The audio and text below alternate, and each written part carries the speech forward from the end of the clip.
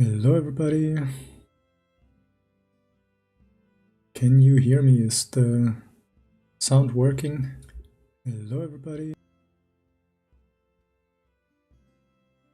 20 people already on the stream.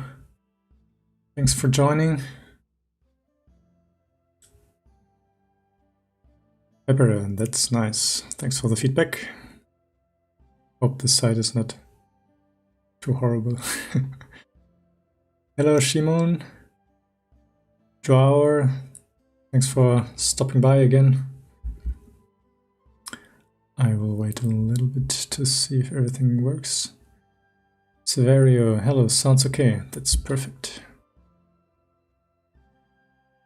Alright. Here, everything seems to work as well.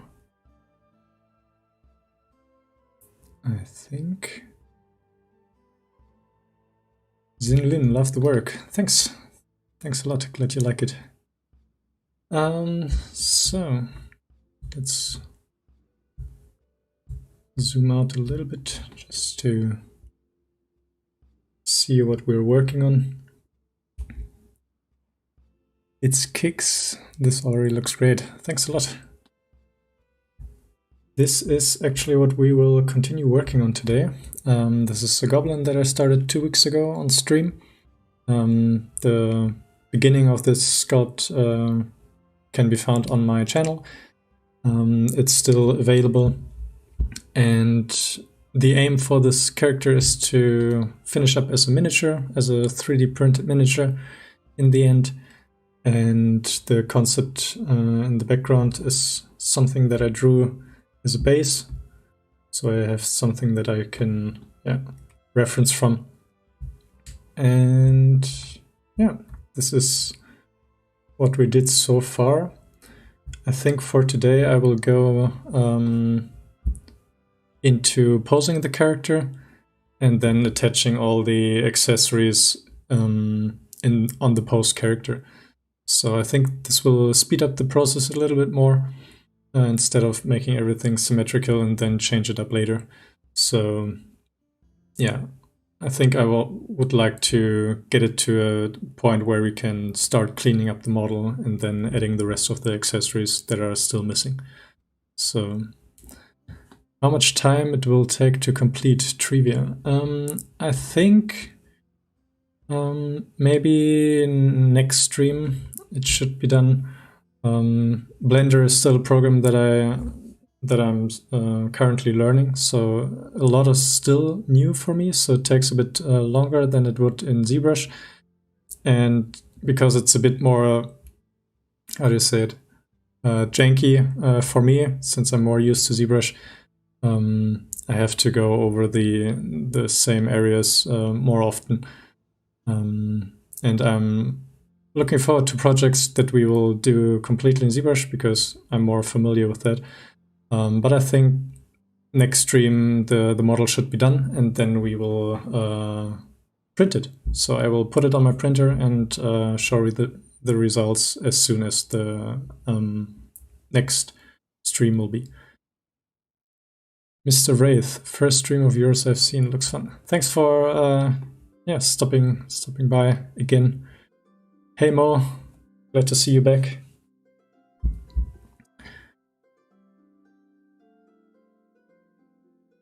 Thanks a lot for your feedback, guys. Zinlin, why switch to Blender from ZBrush? I was looking for a program to switch to that would replace Maya, because in the past I used Maya a lot for my professional work.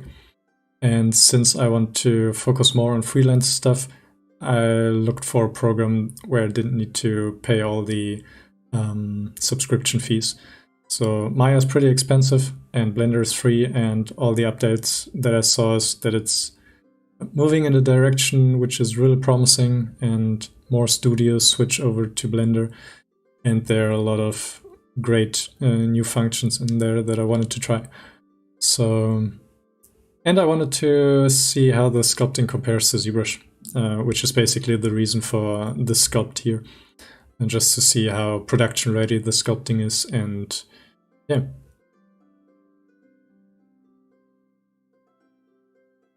Trivia, can you teach me ZBrush?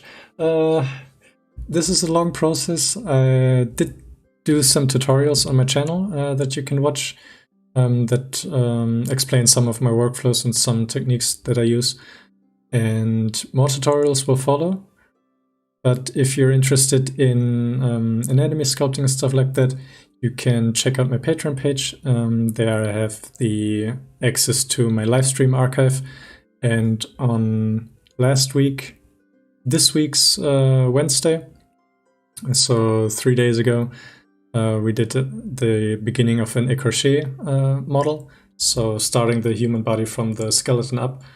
And I can actually show you what we did last stream. So we started from a sphere. This was a completely new scene. And we worked on the hip bone, then the leg anatomy, and blocked out some of the parts of the human. So if you're interested in the process of how I approach this in ZBrush, check out the description. There's a link to the Patreon page, and you can access the videos from that. The live streams are always available for everyone when they're live, but the recordings are available through my Patreon, just so you know. Can you give me your Instagram ID? I don't use Instagram that much, but I can give you the link to my page. Yeah, it's not up to date. I have to update it more frequently, but yeah.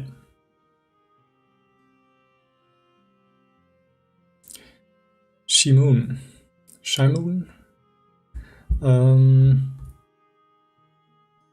Log to... If there's a way to make it more ZBrush-like, that would be cool.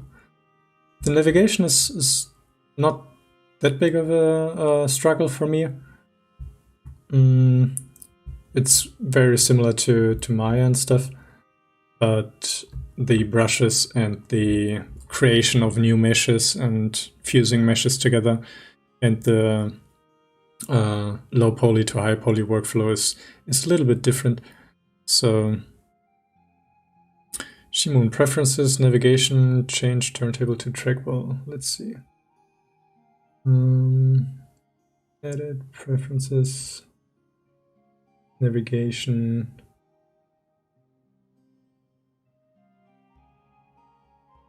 Zoom method, trackball. I see.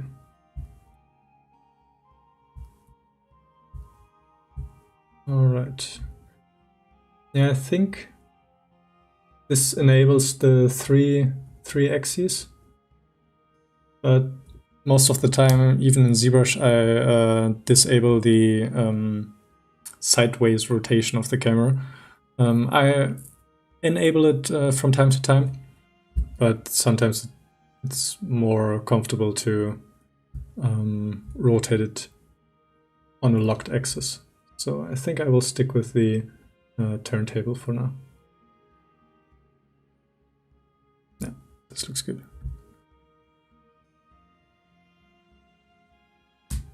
Pepper Penguin, that's a good question. How much would you suggest for a sculptor to develop the drawing skills? As much as possible, or only as good as you need to concept your own stuff? I heard in an interview from a really good sculptor, I forgot who it was exactly, but he said if you want to get good at sculpting, you should spend more time drawing than sculpting. I think it's not that drastic, but there are sculptors out there that can't draw at all, but they are amazing sculptors. So it's not a requirement to be good at sculpting, but if you know the fundamentals, which is what it comes down to, drawing is a really good tool to learn these. So getting a feeling for the depth of the surface that you work on, because you have to abstract much more in 2D. So I think the fundamentals are more ingrained in your muscle memory. So and you can iterate much faster. So if you're, for example, studying the human proportions, then you can draw a lot of figures and try out the proportions with rough sketches, where you learn the fundamentals, but don't spend so much time fiddling around with 3D and stuff.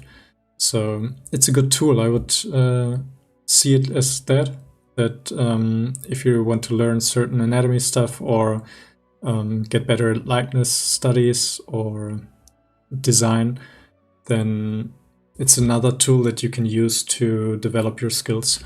So if you have a lot of fun just sculpting, then stick with it. Don't force yourself to do something that takes out the motivation and the fun for you. So the most important thing is that you keep doing the things, and by being curious about how certain things work and seeing 3D and 2D as tools, I think you're on a good track to learn that. You're welcome. Glad you like it.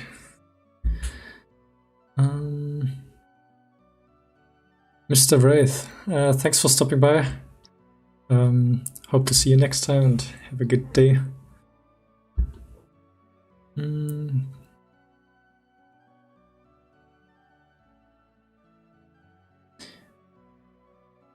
Trivia: for freelancing, you can try Upwork and Instagram. Hope you will find good clients and actually reach new people as well. Thanks a lot for the suggestion. I write it down just to Upwork.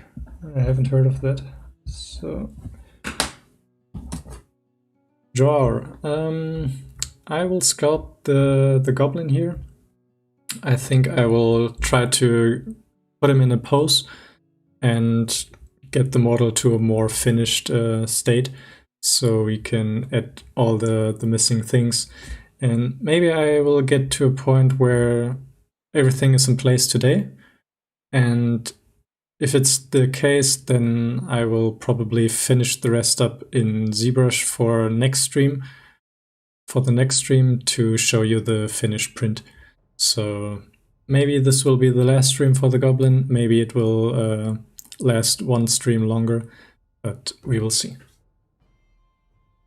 So I think we're good to go. And yeah, as always, if you have any questions, feel free to leave them in the chat, and I will try my best to answer them. And sometimes I'm a bit more concentrated on the sculpt, so bear with me if I oversee your comment. Just write it again, or I will come back to it later. So yeah, let's dive into it.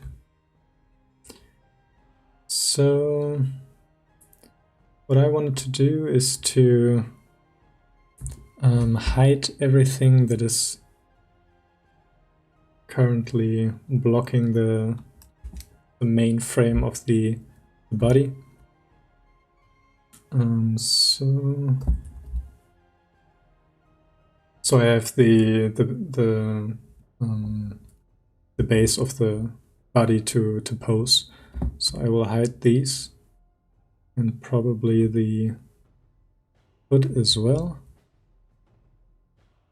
And let me see. I think I will... Oh, that was loud. Ink4U4 is now following. Thanks for the follow.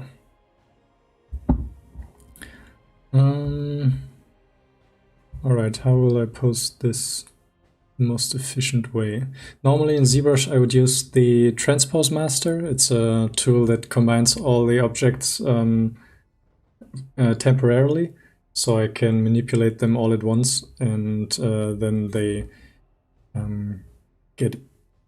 the changes get applied to the model once I'm satisfied with the posing. So let's see if I can... Maybe I will join the models here. I will duplicate them and then put them in a new collection.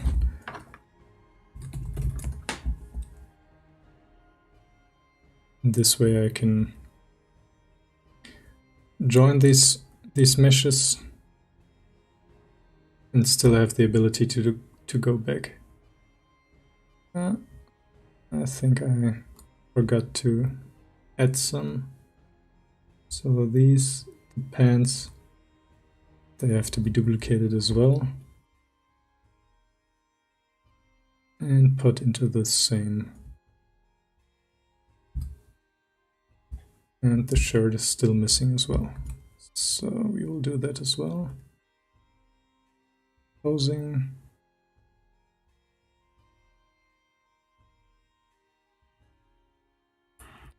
So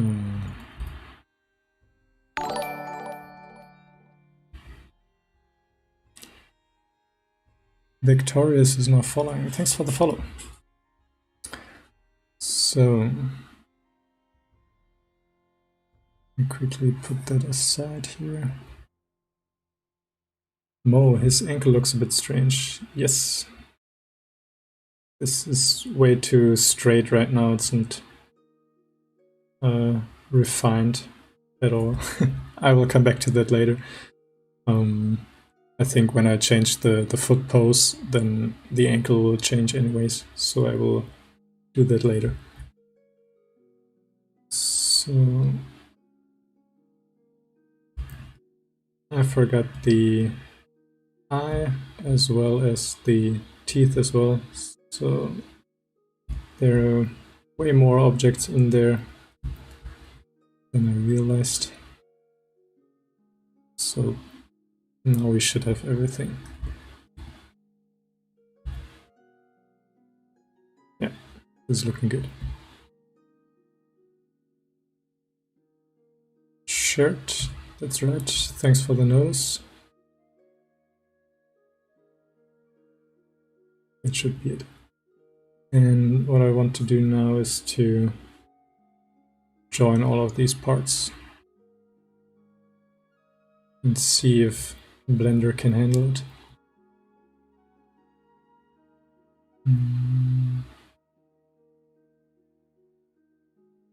I had a collision here.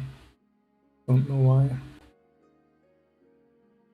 So let's rename that body.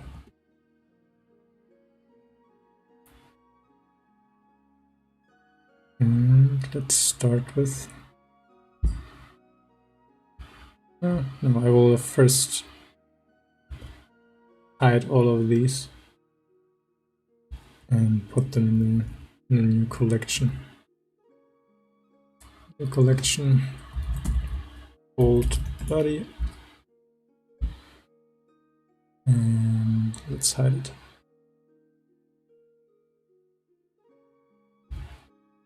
Bit of preparation right now, but I think we should be good to go now.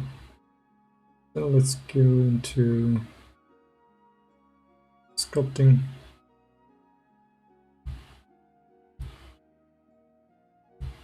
And I will start with masking out the areas that I want to pose. And I think I will stick with the pose from the concept. So he will be holding the spear in his hands, turning a bit to the side. And for that I will break the symmetry here. So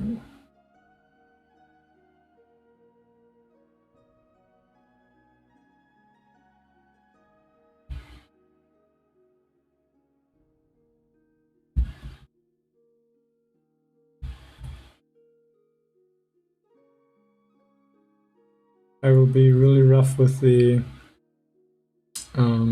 transitions, so there will be hard cuts here, and then I will go over the these areas later when I clean up the model. So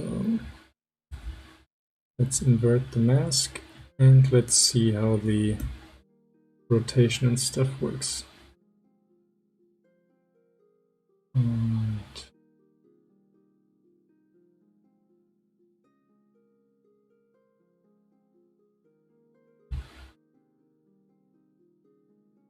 That's not supposed to happen, so I think I forgot to add the mask. Let's see. This looks better.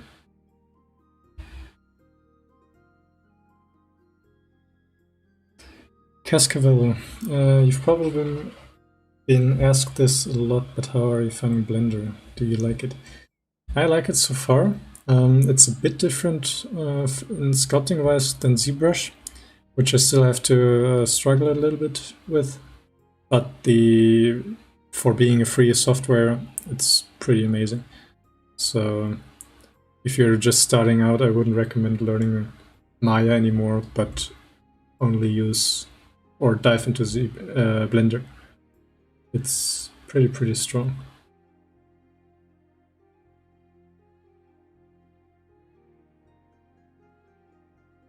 You can reset the pivot position in the sculpt when you then set pivot at the bottom. Let's see. The pivot. Oh, that's cool. Pivot to unmasked. That is into surface and the cursor.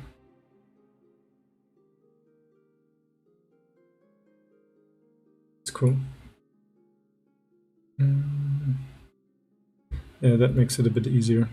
The transpose line in Zbrush is actually really powerful, and I'm kind of missing that right now, especially for posing.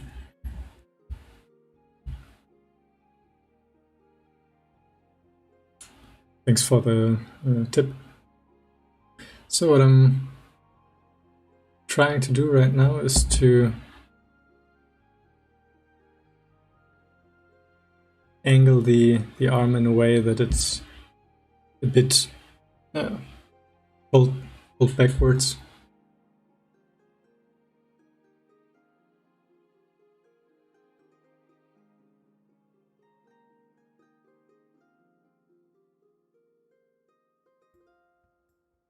This is a bit harder than they needed to make that. So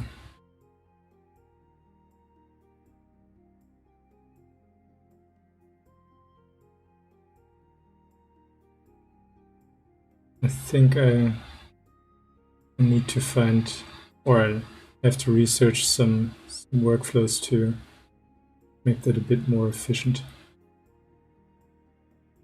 Normally in Zbrush I would mask things out, then use the move, rotate and scale tools to put it in place. And it's a fairly intuitive way in Zbrush, in my experience. And I think there are ways here in Blender to do that as well. But I'm a bit too new for that. Hey Stevens, thanks for coming by. Why not use the pose tool? Let's try it out. I used it a few times. I think the poly count right now is a bit too high, so my computer is running hot. So if I would have a low poly mesh right now, then I could easily use the pose brush, but I think it's a bit too dense for that brush.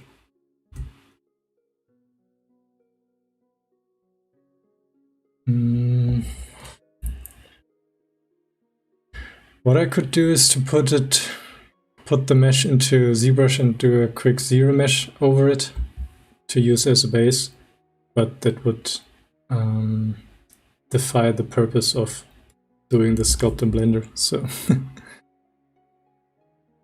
Stevens, yes I did, but I haven't found a way to quickly make a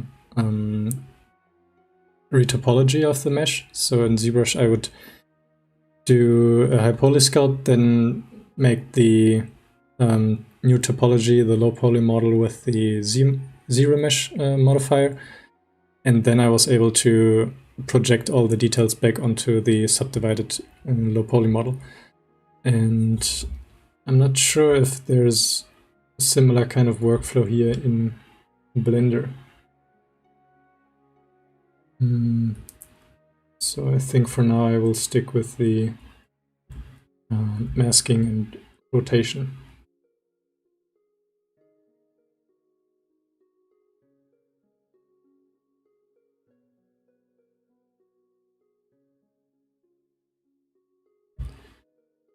RB Gaming, hey, I'm doing great. How are you? Still have to do some freelance stuff later in the day. So we will see how much time I can spend today, but I'm doing good so far.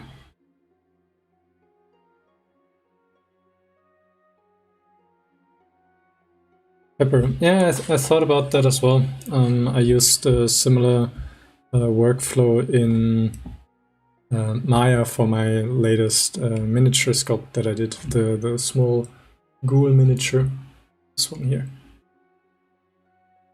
And I did a quick rig with an auto rig in Maya, so I was able to quickly make different poses, but it was a more, how do you say it, a long process, quite more elaborate than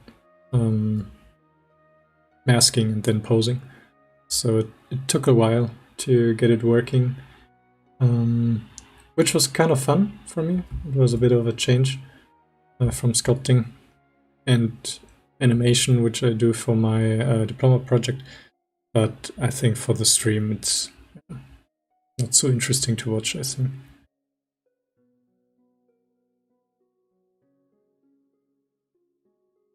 In the set pivot menu, you have the mask border, which could be a bit more helpful, I think. Sculpt set.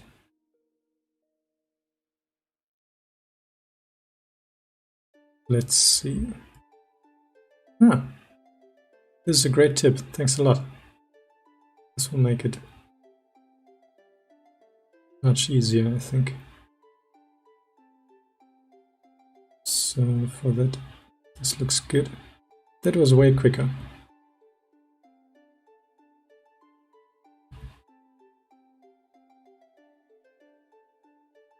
Let's see here. Okay, it seems like I have to apply it every time I make changes to the mask. So this will be a pretty drastic rotation that is coming, since I want to have the... Hey. I want to turn the hand 180 degrees to the other side, but I have to change the pivot again. Let's see if it works. Yeah.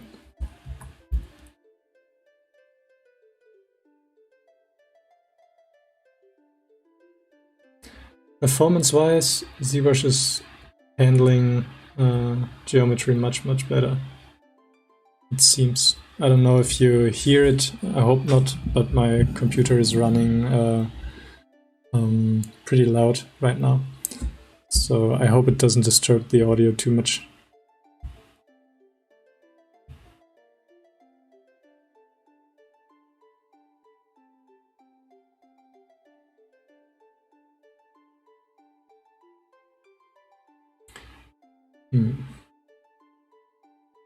Seems like the tools are a bit buggy,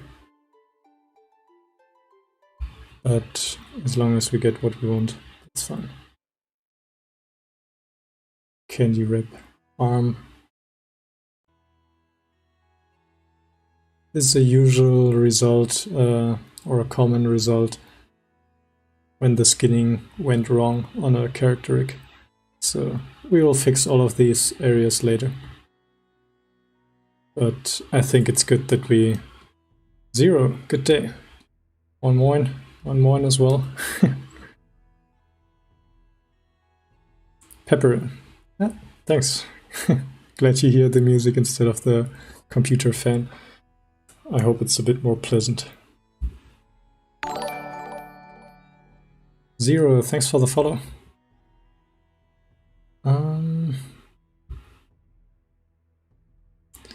Joao, yeah, it seems like the, how do you say it, the density of the mesh is pushing the limits right now. So I hope we don't get any crashes. Speaking of crashes, I think we can do another version.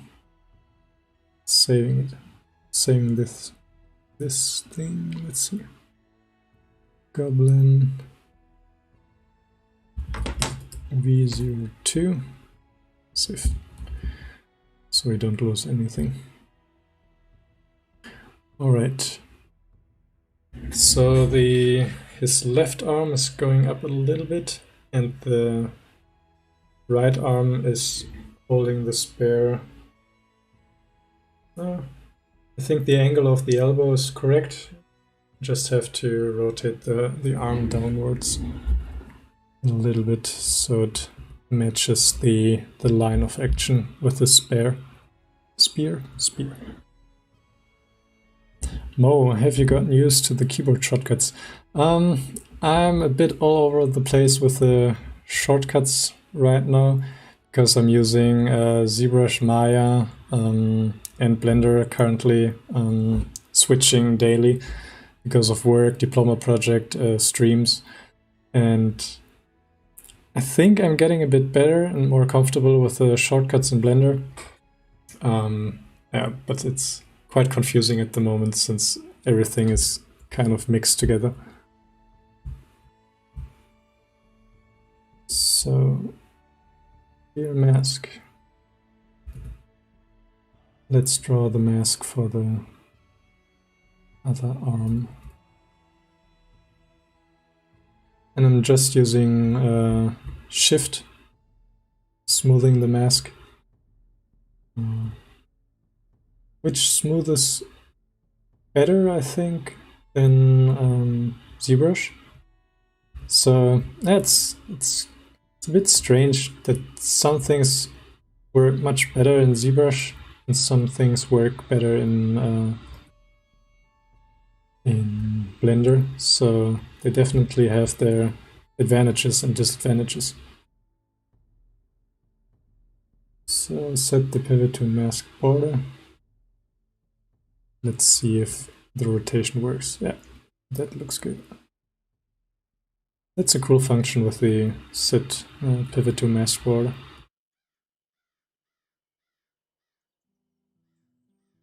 All right.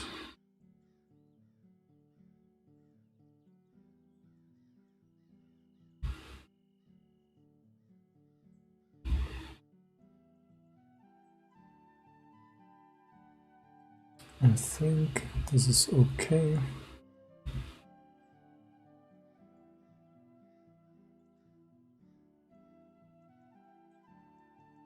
I'll do a quick adjustment in the hand. And then I think I will start with the legs. Pivot to unmasked.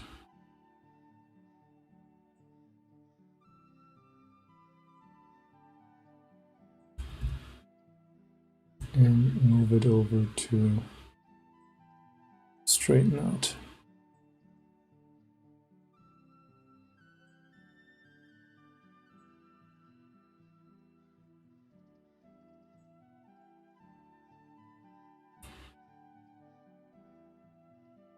So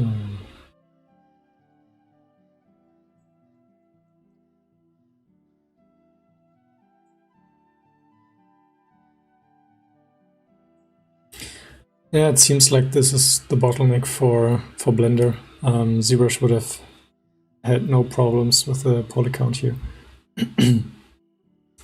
So this is a huge downside of Blender so far, that it can't handle the poly count.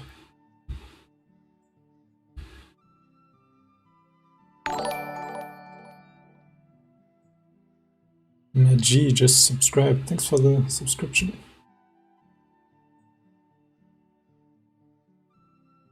Let's see, it seems like I forgot to apply the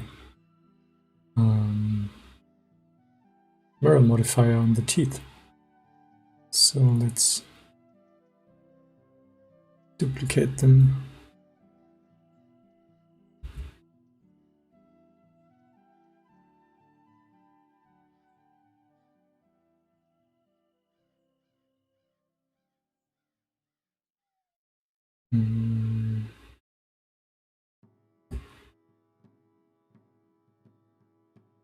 Let's hit apply and put it into the posing.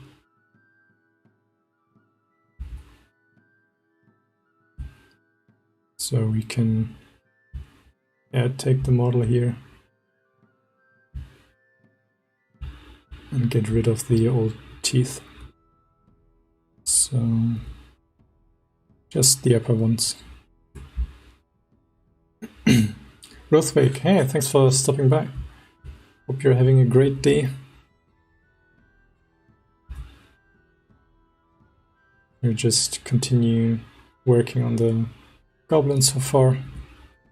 And we started with the posing of the character. So my aim for today is to get the posing done and put as many of the missing accessories on the model as I can. And then we're hopefully at a point where we can get closer to polishing the character and then printing it.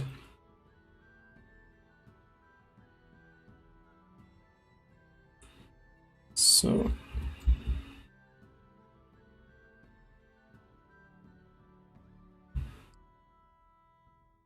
yes, I switched to 2.9, just trying out if it's any better or there are new functions added that I haven't seen before. I think there are some improvements performance-wise, as far as I heard, but I haven't dived into the rendering part yet, so...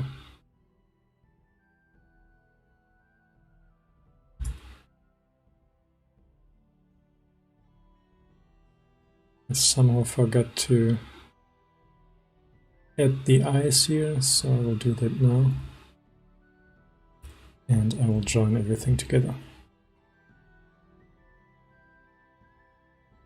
Did you try to test out the fixed multi-res?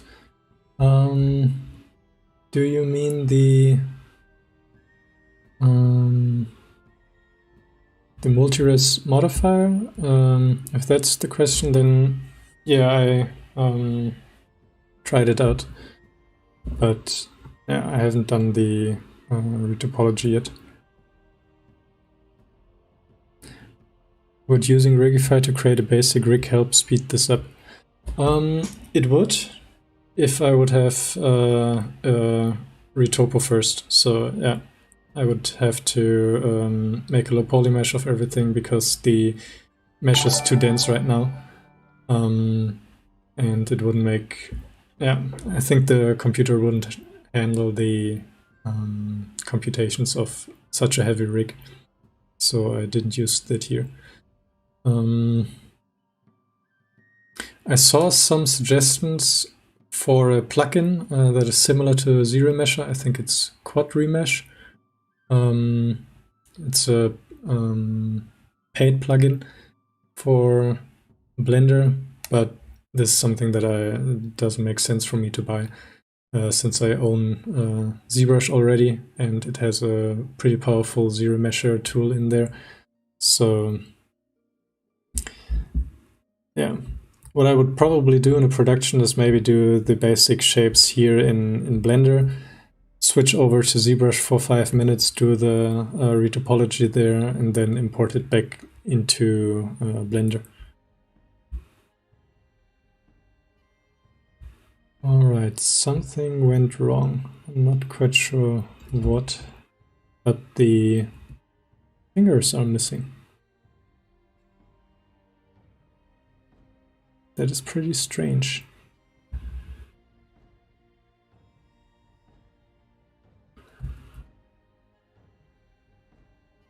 I'm not sure when I deleted them. Yeah, fingers are overrated, yeah. But they would make my life a lot easier right now if they were not gone. So I think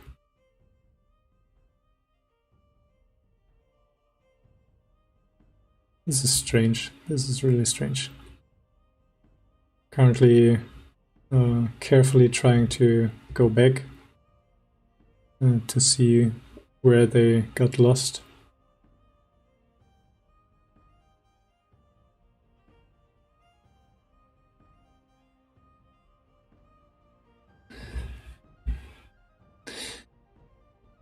Yeah, Michael, I'm not sure. There are some purists out there that would like to see everything from start to finish. And it's actually a challenge for me as well to see how far I can push it. Ah. There they are. Strange. So maybe if it doesn't work out, if it takes too much time, then I will quickly jump into Zbrush and do some retopology there. But Shimun, you say there's a quad remesh already in place. You have the built-in quadri-flow, which is the 0. Nice. All right. Is it a plugin or is it a modifier? Let's see. From generate.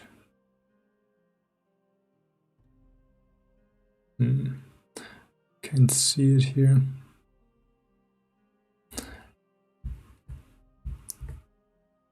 Wait a minute. I think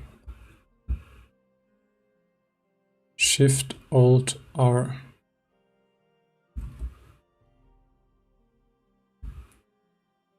In the green triangle, let's see. Remesh quad. Okay, that's interesting. Let's see if it does something useful. All right, I will duplicate it. Just so we have a test mesh here. And let's try it out. So remesh quadri-flow remesh. All right, that looks interesting. Let's see. Use paint symmetry. No. Number of faces 4000. Doesn't look too bad. Yeah, make sure you save before you try anything new. That's a good practice, yeah. But 10 seconds too late. I did save 5 minutes ago, I think.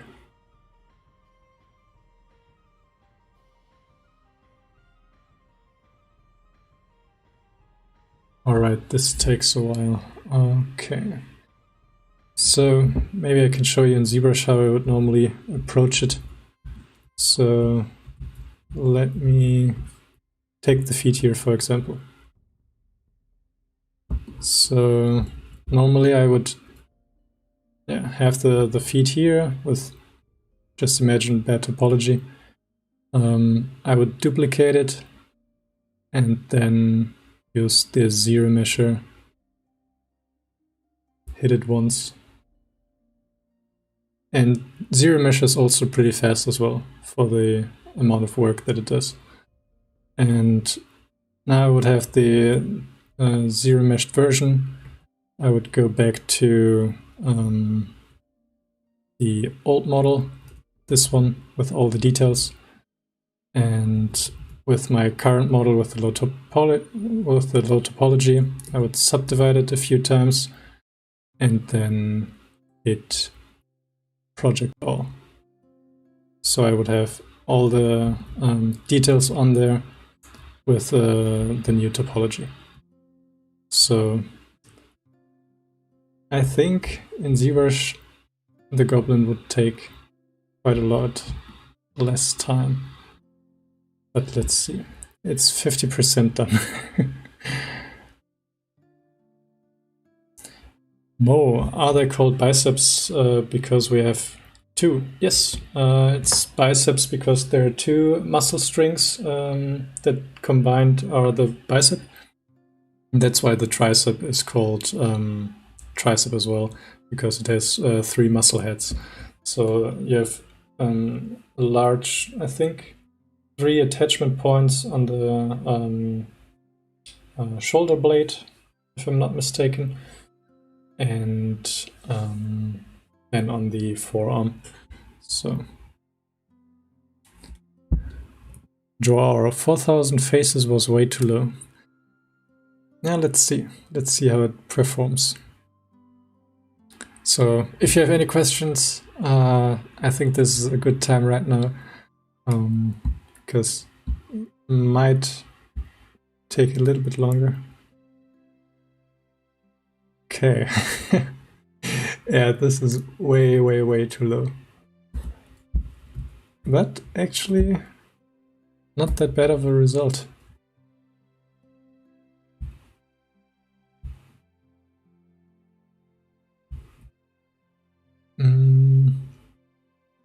Yeah, but I have to redo that. This was way too low. I'm not sure if it then takes a lot longer, but yeah, let's try it out. It's a process, just testing things and see if they can be applied to the workflow. The ratio option, mode, ratio, number of faces. Let's see, 0.2. All right, so this way I can see the relation to the current. Yeah, the mesh is pretty dense right now. It's at I think 1.8 million. So let's reduce it down to 18,000. Let's do 50,000.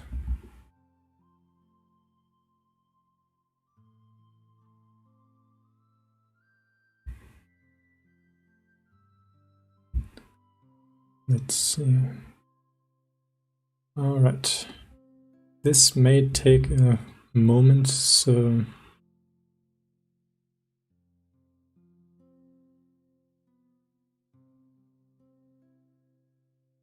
if you have any questions or would like to talk about something specific, let me know.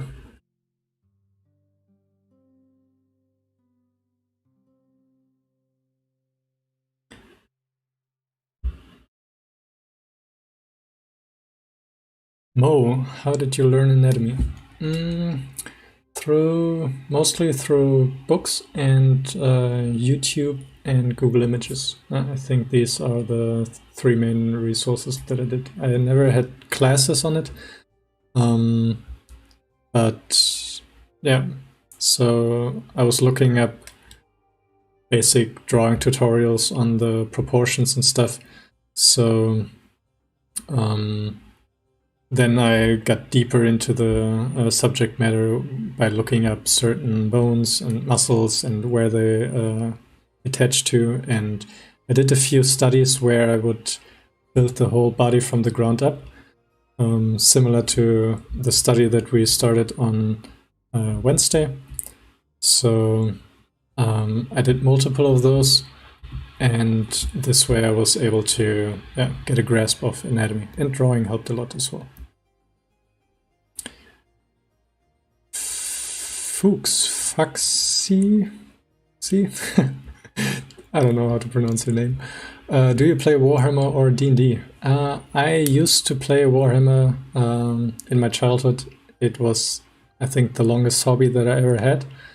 I was painting miniatures most of the time and didn't play too much of the actual game, but this was my favorite hobby and actually the reason why I got into miniature sculpting here as well, since I think it's coming full circle now that I'm able to do my own miniatures, which is really, really cool. And every time I get a new print out of the printer, it's always an exciting moment. And I'm looking forward to getting back into miniature painting as well. So not only sculpting, but painting it, because I loved that as a child. And I think 2 years ago I started playing D&D as well. I got into D&D because of Critical Role. They just had a really fun campaign going, the first campaign which I watched. And this is something that I would like to do more. But currently I'm really nerding about miniatures and stuff like that. So, yeah. Michael, how's that Skaven hero coming? I actually started to do some sketches.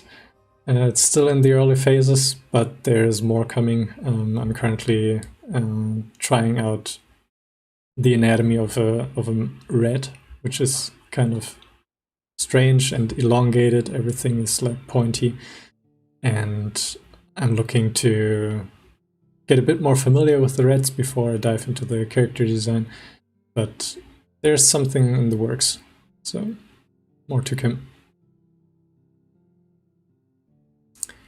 Shimoon, how can you show how you would do the pose in Zbrush? Yeah, I can. Yeah, this didn't work out too much with the ear as well, so I think I have to increase the resolution a little bit more, but the rest of the body is starting to look good, I think. Let me see. Yeah, let's do one more test just to see if it makes sense. So let's double the amount. Maybe this way we keep a bit more of the details as well. Let's use that. All right.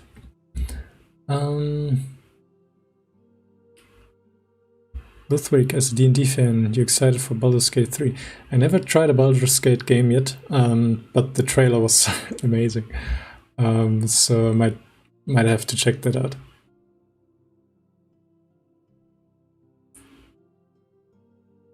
Thin surfaces suffer. Yeah, this is the problem for these remeshes most of the time. Yeah. So yeah, let me show you how I would do the posing here. So the model right now consists of several different objects. The spine, chest, head, everything is a separate subtool that you can see here on the right. And I would go into the Transpose Master plugin, use the T-pose function, and then I could mask the things with the Transpose tool and start rotating. And the cool thing with the Transpose tool here is that you can very intuitively set the origin, so where the pivot is, and this way it makes it really fast. So yeah, then I could mask the spine, invert it, and yeah, work my way across the whole body. And once I'm done, let's say this is what I would be satisfied with, I could go to plugin and hit T-pose, and then it would apply all the changes to the individual objects.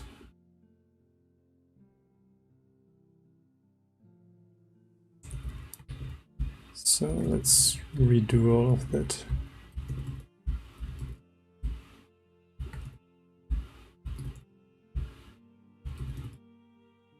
All right. Let's see how Blender is doing. 50% so far.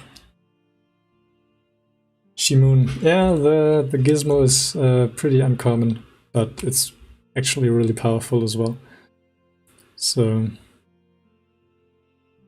yeah, I really like it. I didn't get used to the new gizmo because yeah, the advantages of the Transpose tool are better for me. So let's see how the Goblin is doing. 50%. I think it will jump to 90% next. It did that the last time. Is anyone in the chat into Warhammer as well? Would be nice to see if anyone has the same hobbies.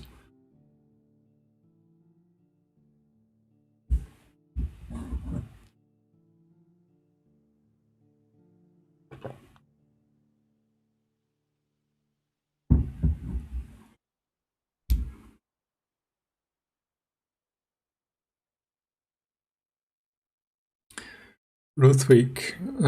Yeah, there are a lot of tools that are pretty old, but yeah, they seem so wonky and not practical in the beginning.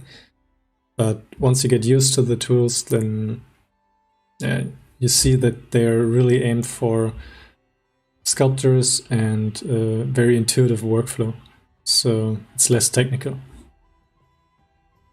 RB Gaming, thanks for joining. Hope you have a great day as well, and hope I see you next time. Yeah.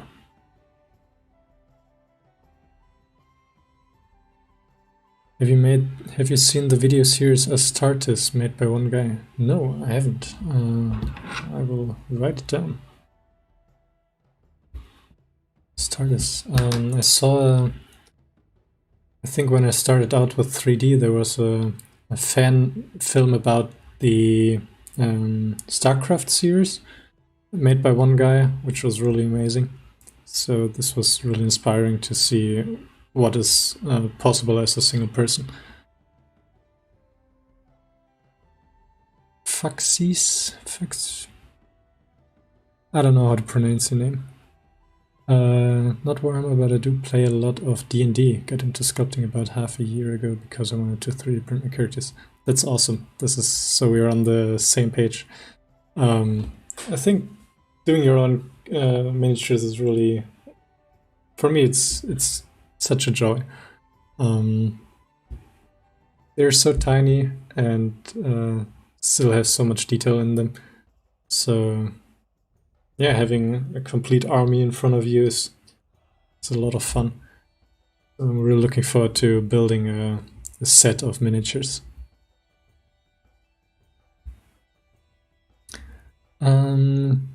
Tekrish. Hi Finn, why did you decide to move to Blender? I wanted to try it out. I wanted to see what all the hype was about, and now I understand it way better. And I wanted to look for a free program that I could use to do some freelance work, especially when I do have some cleanup stuff where I would need programs like Maya for my Zbrush work. And yeah, with Blender I think I can do basically everything that I would do in Maya, and this is why I wanted to learn that. And I'm still trying to figure all of these things out, so it should be much faster in the future.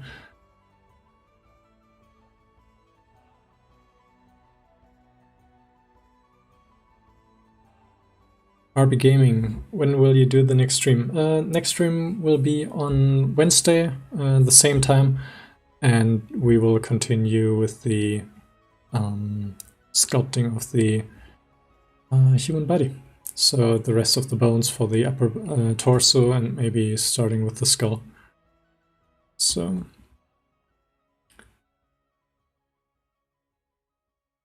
all right, Michael, I will check it out. These single-person projects are really interesting to me always, because yeah, it shows how much you can get done, and that almost no project is too big for someone to pursue.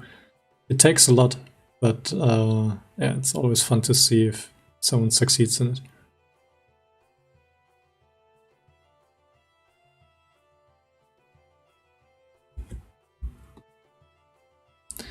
So let's see. I think it doesn't make sense to do that here in Blender. You could put some time into doing retopologies of the individual meshes, but I think it's more fun if we can get moving quicker. So I will put that mesh into Zbrush and pose it there. I hope it's okay.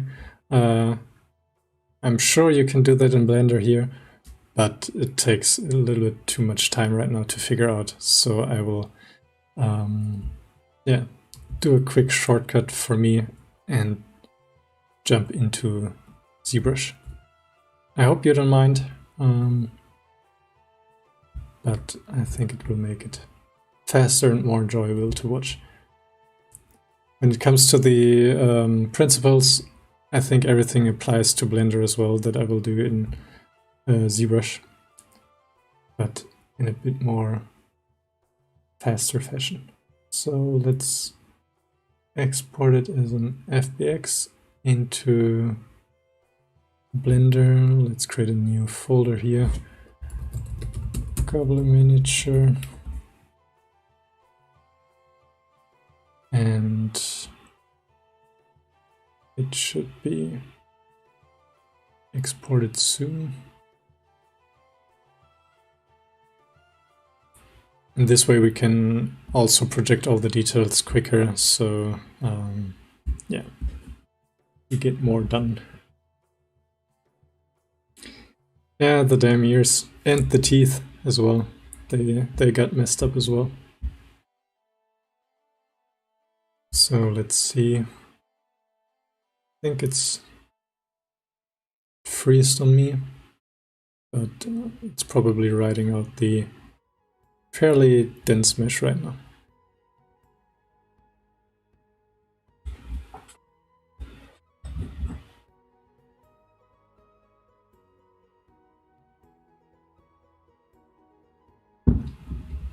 Let's see.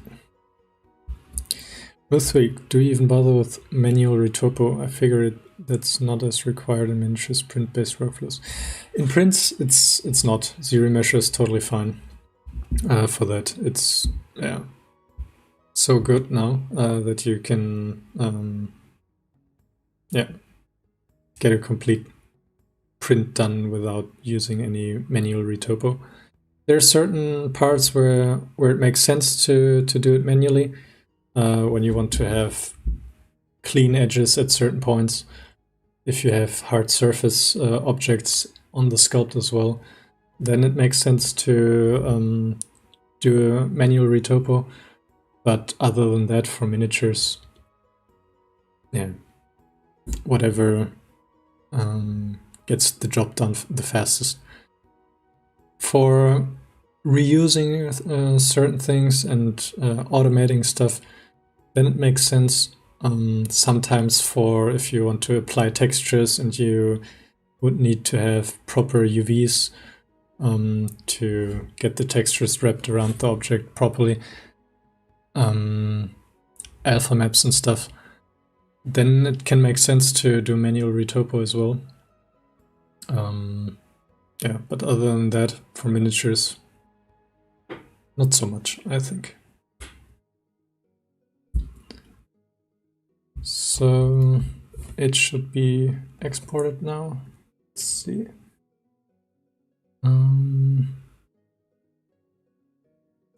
Let's import the Blender, Goblin miniature.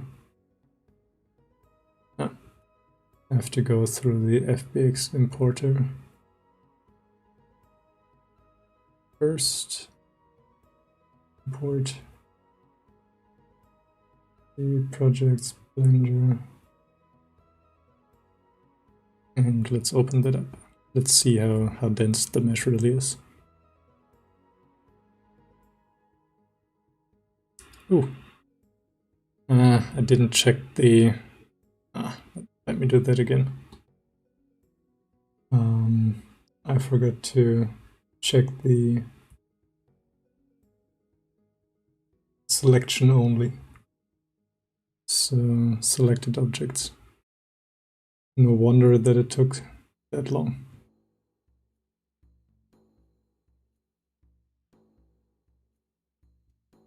Go Blender add-on.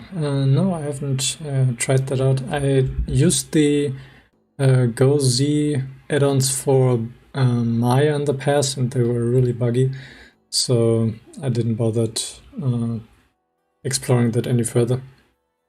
So yeah, but maybe it got more stable over time, so it might be worth checking out.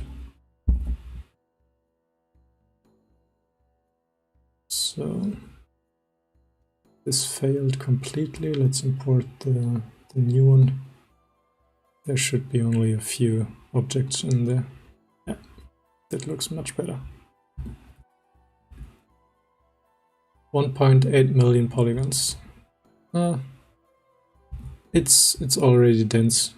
Blender wasn't doing so bad in that case. So let's go to zero measure. Let's adjust it to, I think, let's say 50,000, and it's zero measure. It shouldn't take too long. And yeah, I think I will do some sculpting here in Zbrush as well, with the posing and stuff, just to speed things up, and then jump back into Blender. So this is looking okay. Let me go back, duplicate it, and then go forward as well. This is an advantage of Zbrush as well. Every object has an undo history in itself, so you can go back and forth between the undos when you jump from object to object, which sometimes comes in really, really handy. So yeah, this way I have a duplicate of the model. I can do a increase in the subdivision level right now, and then use project all to project it onto the mesh below.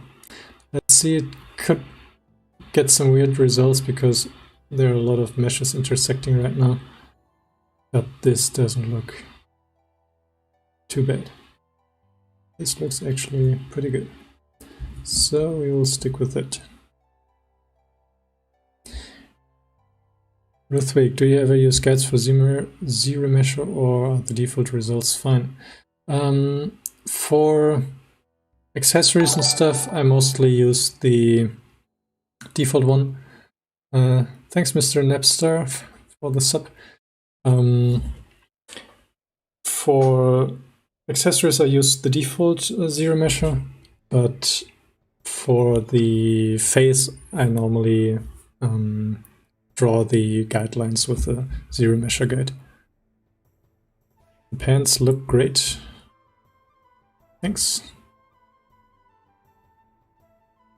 Let's enable the wireframe. This was a pretty good job with the zero measure. So the cool thing is that all of the individual objects are preserved. So yeah, it's really, really powerful. Let's see the eyes.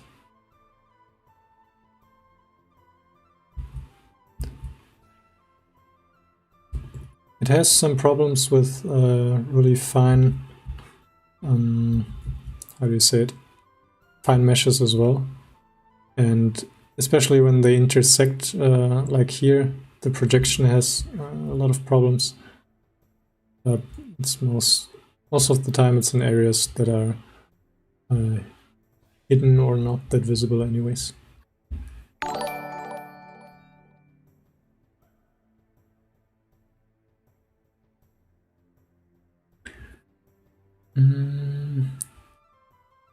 Ludwig, did you get to use the cloth brushes anywhere? Yes, I used it on the pants actually, and I tried it out the last stream on last Sunday, and it was quite good. Still a little bit hard to control, but it's very promising, and one of the brushes that made me excited about trying to dive into sculpting in Blender.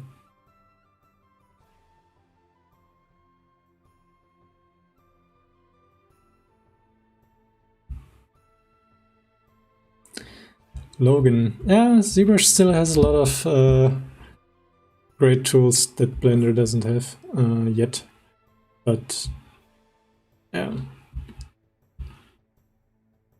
it's cool that they have more features implemented. So yeah, let me do some posing here. So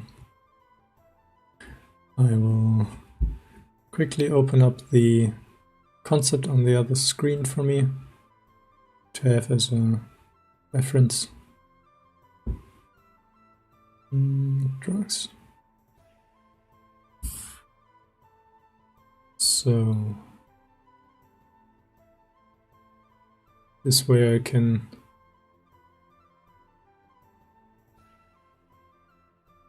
let me see.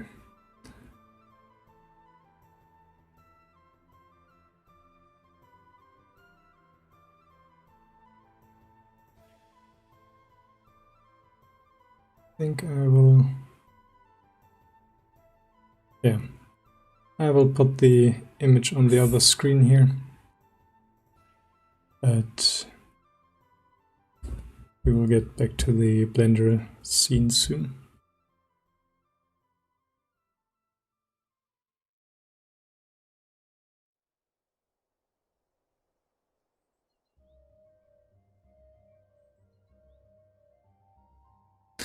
Yeah, Blender has its own niche, and yeah, I don't know if they're stuck developing it, but some changes that they do, they don't seem that big, but they actually make the how do you say it, the sculpting workflow much more efficient.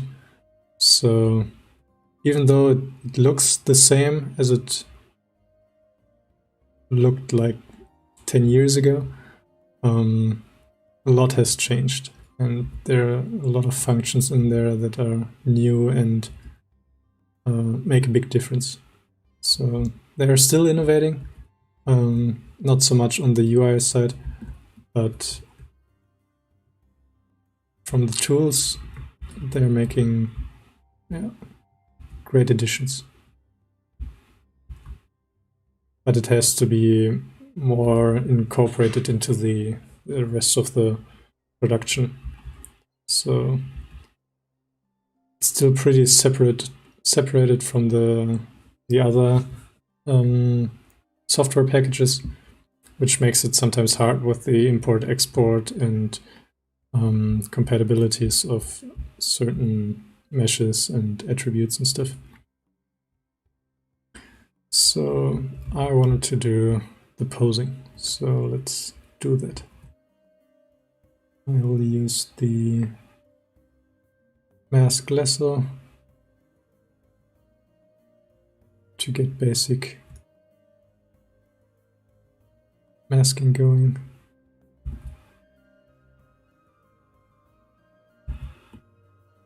And this one will be a bit more more behind. So he is like leaning a little bit to the one side. So I will also rotate it outwards a little bit.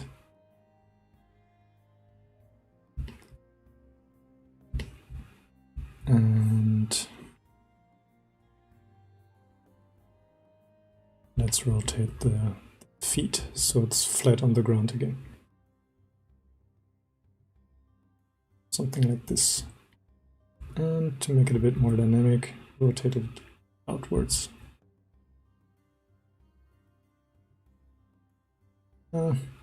Should have rotated the knee with it, but rotate it a little bit. Yeah, I think this should be fine. And with the move brush, we can adjust the volumes and the transitions from the masked areas. Something like that. And now to the other side.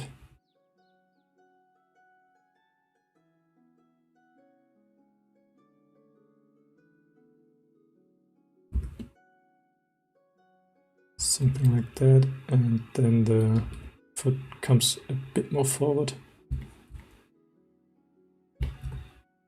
Like this. And the foot is rotated again to make it flat. And I like to turn off the perspective in these stages so I can have a better idea if the feet are on the same level or if they need to be moved up or down a little bit. But this looks good.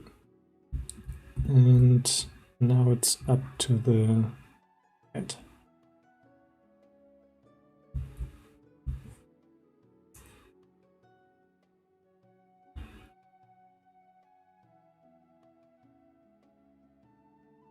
So, drawing out the transpose line. It's kind of a temporary rig or a joint that you can place. And this way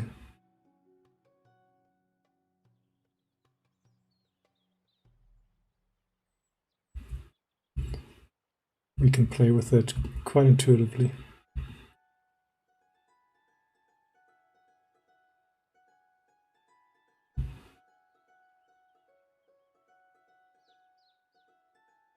Let's see, just trying out what looks good.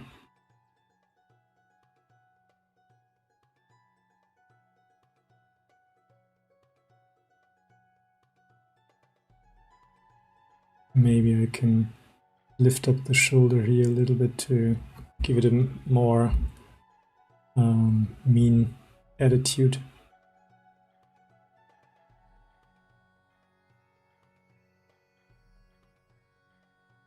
A bit more hunched over.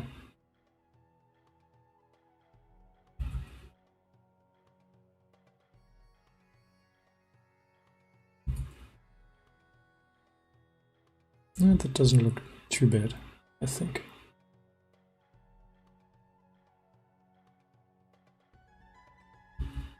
I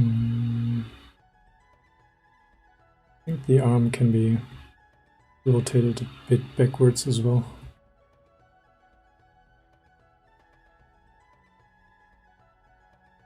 Just so it's not being or hanging down relaxed, but more of an aware pose. Elbows up maybe. And then the elbow here.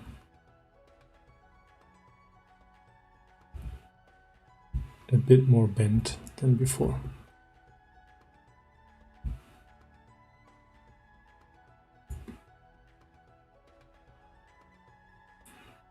Something like that.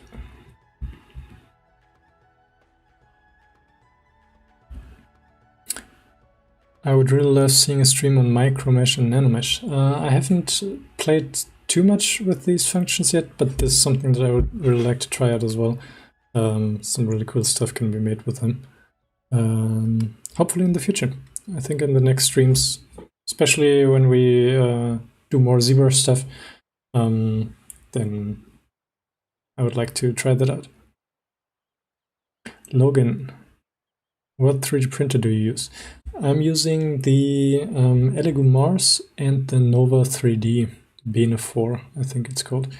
The Elegoo Mars is really cool, and the Nova 3D one, I printed only once on it, but I will set up the printer in my, how do you say it?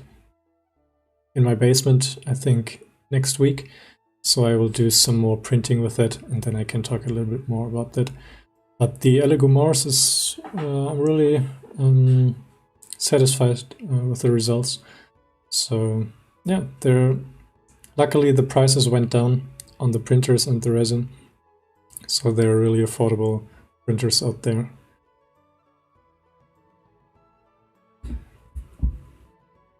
Occasional, what's up with this butt? This is the where the lines of the masking show up. So once we would be done with posing, I would go over it, I don't know, something like that, and adjust the yeah, adjust his butt.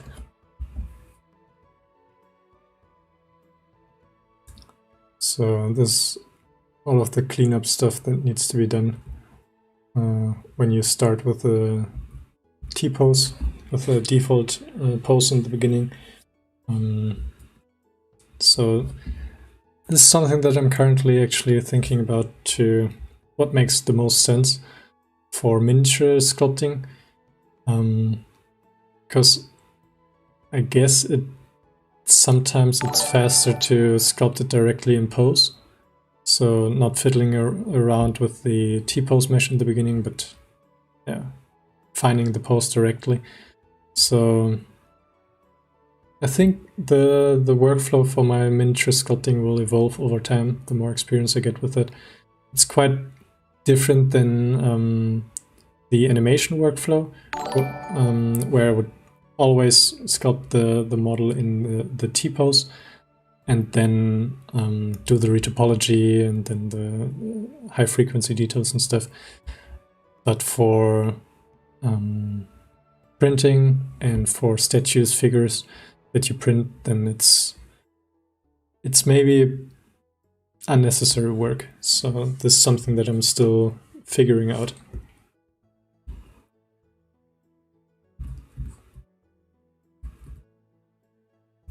So I think I will adjust the position of the head a little bit more.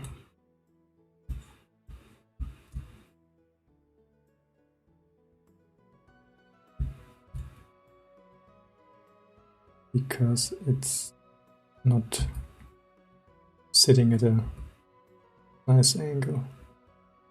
Not hunched over enough. And I think this looks a bit better. Going a bit lower with the head. I then have to adjust the body here, but I have to do that with all the parts anyways. So let me, as a quick placeholder, insert a cylinder just to have something for the spear.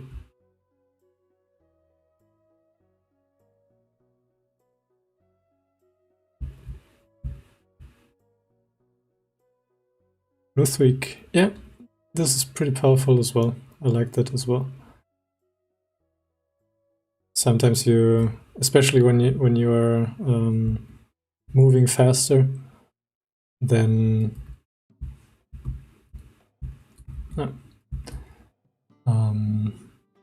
it's cool to reposition it. So if you have the mask here, and then you can draw it.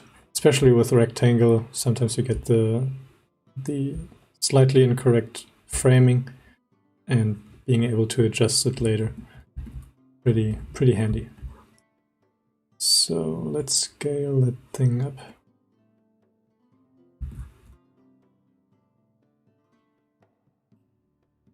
And put it into his hand. Well, this is always good to have something as a reference, so you can get the placement of the fingers correct and get a better feel of the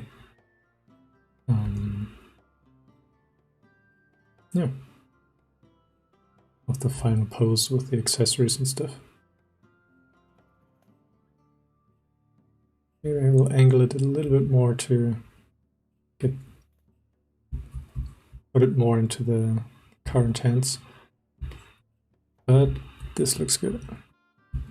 So I will adjust the hands now to that.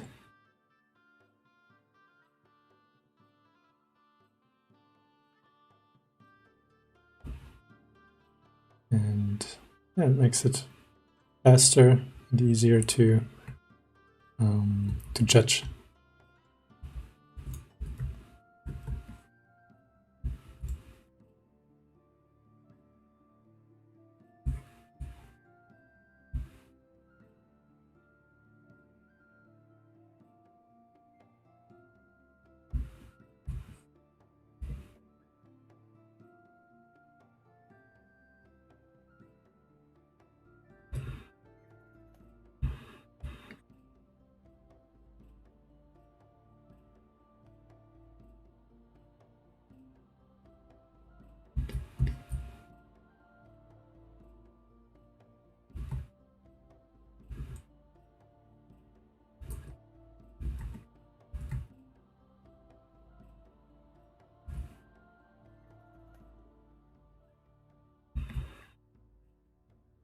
So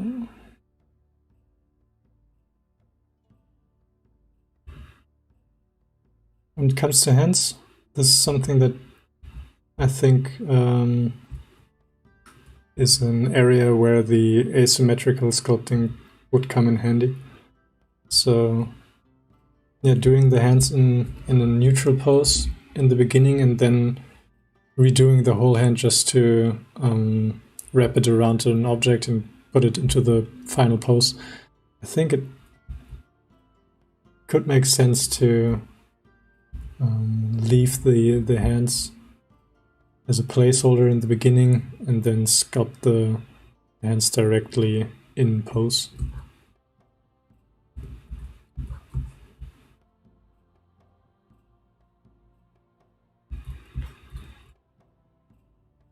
Because now I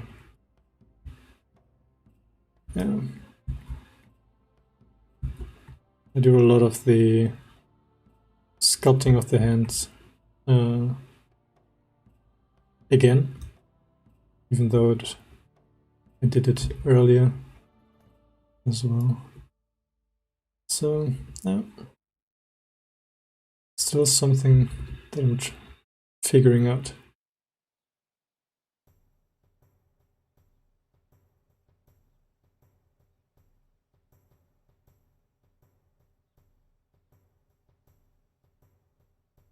Looking at my own hand just to see if it makes sense what I'm doing.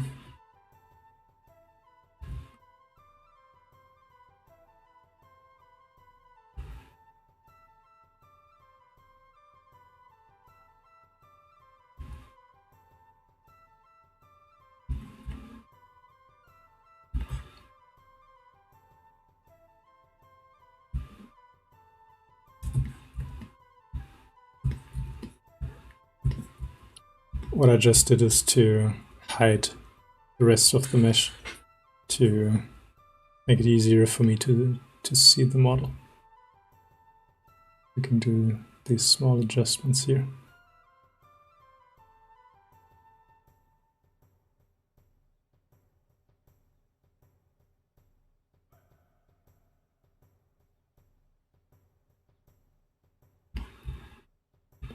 I'm not trying to be perfect right now, I'm just trying to find the basic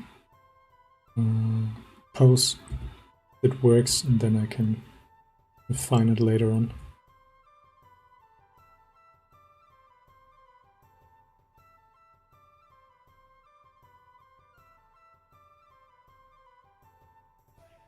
The little finger here is way too long. The knuckle was at the wrong place. This looks a bit better.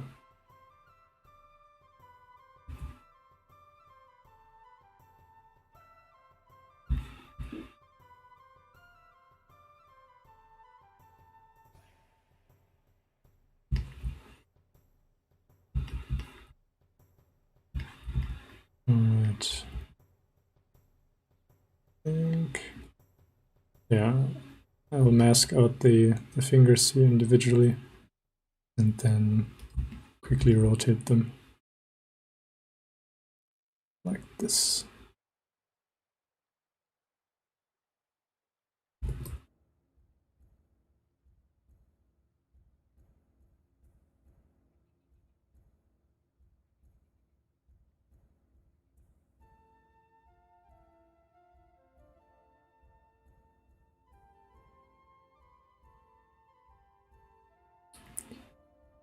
Let's see.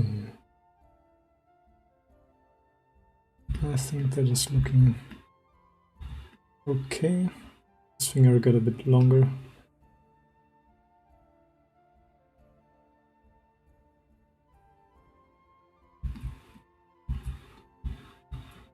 Logan, a bit off topic, but does anyone in chat know where to get some good color themes for Blender? I think the chat has helped you there.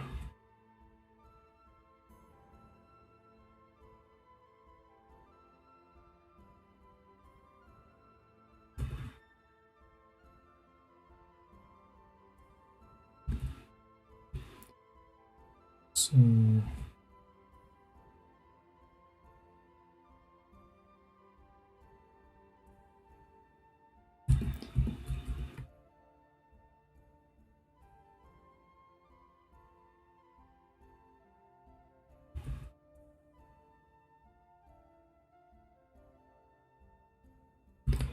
this doesn't look too bad. I think I will move on to the next, to his other hand.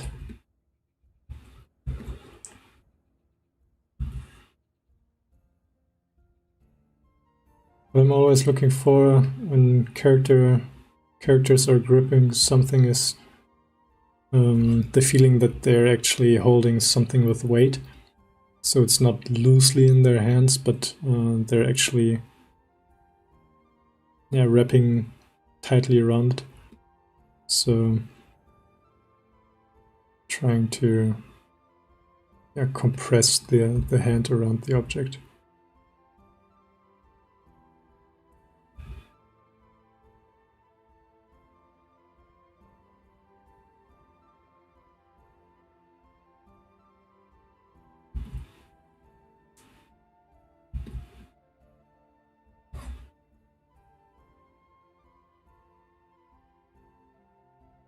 I think the thumb has to go over the other joints here to get that feeling.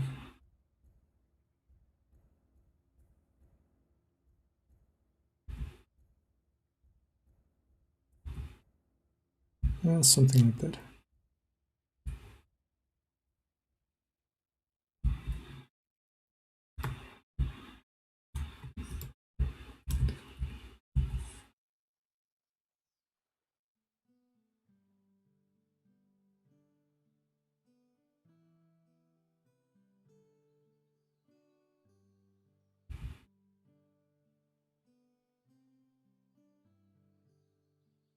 In the end, we will merge everything together anyways, so areas like these will get lost a little bit. But then we can go back into it with the sharper brushes to carve out some details again. to bring them back. So it doesn't have to be perfect here. But this is always already looking not too shabby.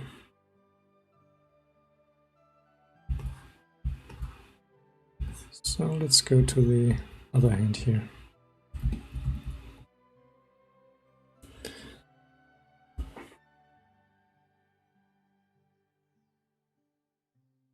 Is it somehow possible to get a full education hobbyist ZBrush license for non-commercial use when you're not a student anymore? I don't think there is a model for that anymore.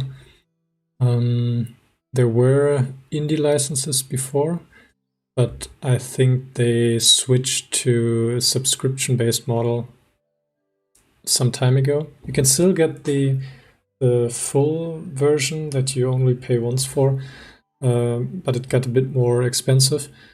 And now you can get the subscription for, I think I'm wrong right now, but I think 40 euros a month, if I'm not mistaken.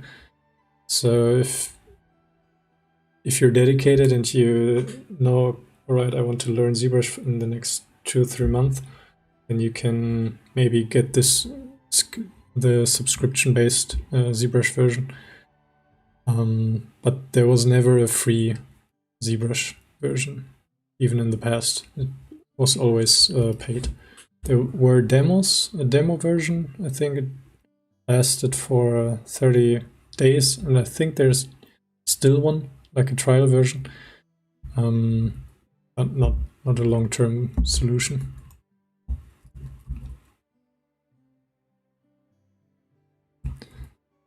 So poly groups, auto groups, so I have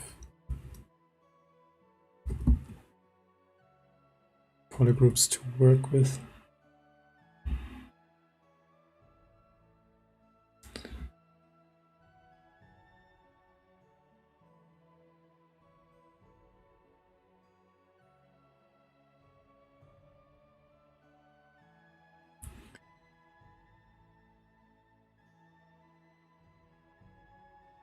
Alright, just trying to figure out the hand pose here. And I'm using the move brush, which I could do in Blender as well. But the, how do you say it? The transpose tool really comes in handy here in the posing stage. So I will do a little bit of the posing here. And then we can jump back to Blender.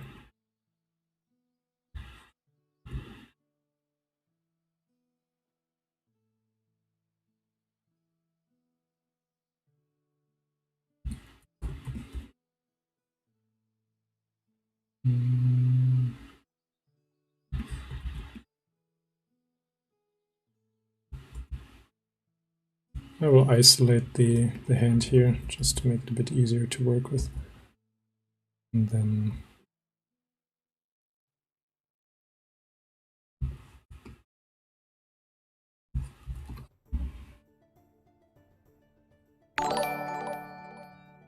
Shalene just subscribed. Thanks for the sub.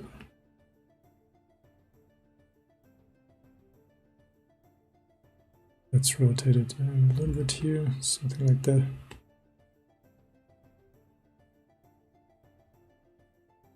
And the last rotation step here is just the tip of the fingers. And then I will clean it up with the move brush. I think that's the fastest way. Move to topology brush.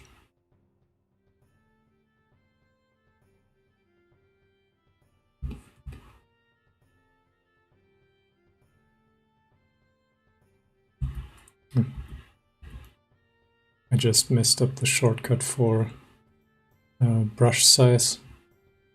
It's F in Blender, but for ZBrush it's framing the object. So this is the confusing part right now, that I am switching so much between the different programs, Maya, Blender, Zbrush, that I confused the shortcuts from time to time.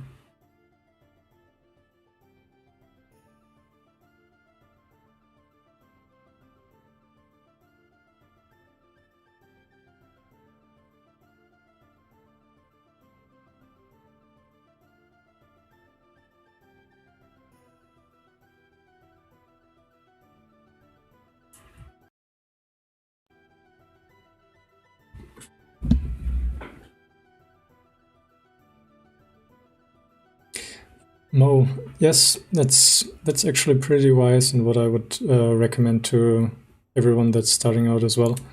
Because, yeah, it could be that sculpting is not something for you, and then you spend so much money on ZBrush. So Blender is a really good tool to get started. I think you don't miss anything about the sculpting experience when you start with Blender. There's some things that take a bit longer and that they are not as fluent as they are in ZBrush, but as a beginner, I think it's more than you need to just to know if it's something for you or not. So, wise choice.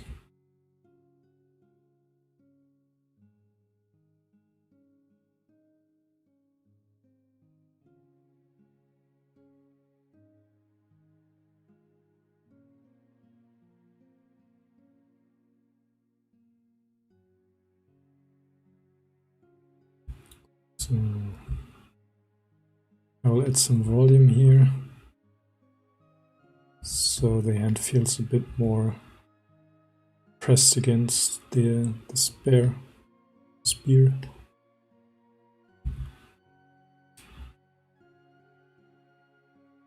Something like that.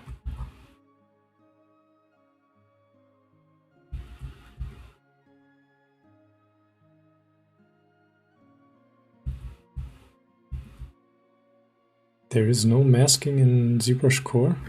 It's strange. It doesn't make any sense at all.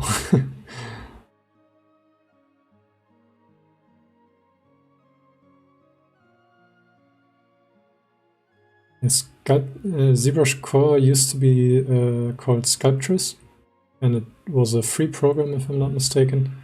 They got bought by Pixelogic, and they made it into ZBrush Core. So the dynamic, the Dyne Topo feature in Blender, or the Sculptris Pro feature here, actually comes from that software, if I'm not mistaken. They probably redid the code for it, but yeah, there was a Sculptris program before that. ZBrush Core Mini, I see.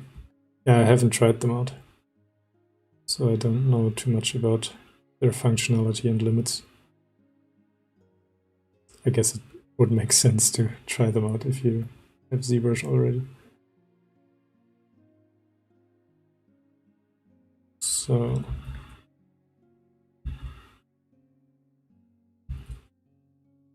I think the same thing here that we did on the other side, to put the thumb over the other fingers, like that.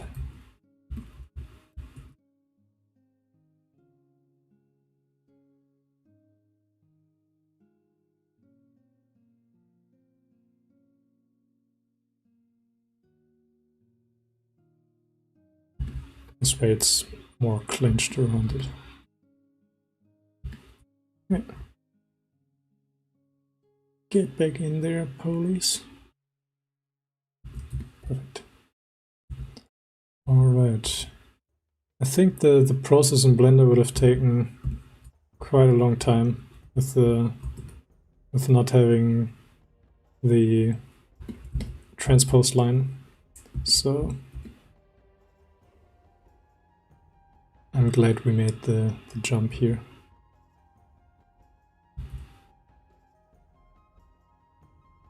So this looks good.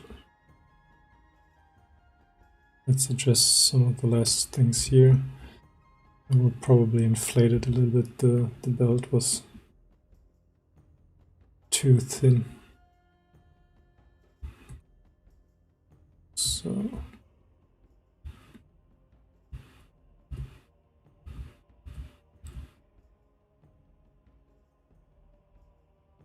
quickly getting a outline. Raphael Vest just subscribed. Thanks. Thanks for the sub.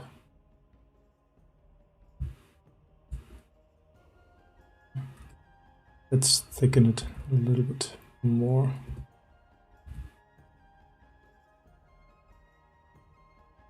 Since it's going to be a miniature, it's better to over-exaggerate certain accessories and stuff than to make them too small to see in the end.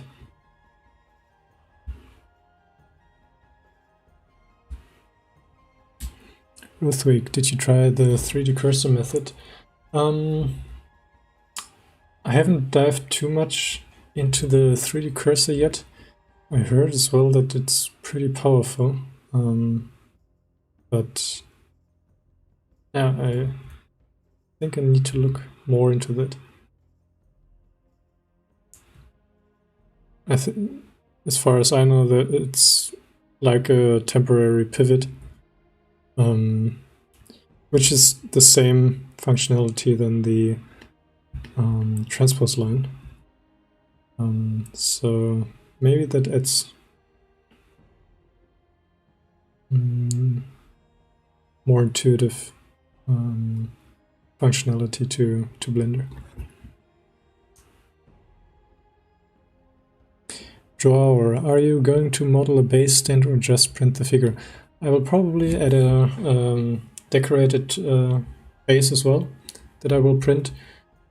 It's recommended to print the model even if you have the base as well separate from the base. So you have a individual model just like this one here without a base, and then you print the base extra and then glue them together. So I wanted to do some bases anyways, so I have some spare ones to glue my models on. So yeah, I will do one for the Goblin as well.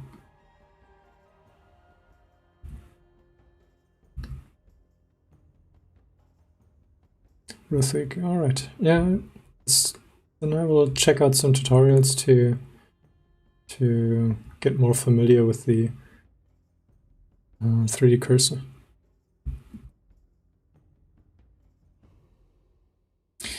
The miniature, the Goblin, will be similar to the models that I showed you. It's the standard 28mm scale, so it's compatible with the other miniatures that are in store from Dungeons and Dragons and Warhammer. So yeah, this is the area that I would like to get more into, so I'm aiming for that size. But as long as you have the STL file, the 3D file for the printers, then you can scale it up as big as you want to.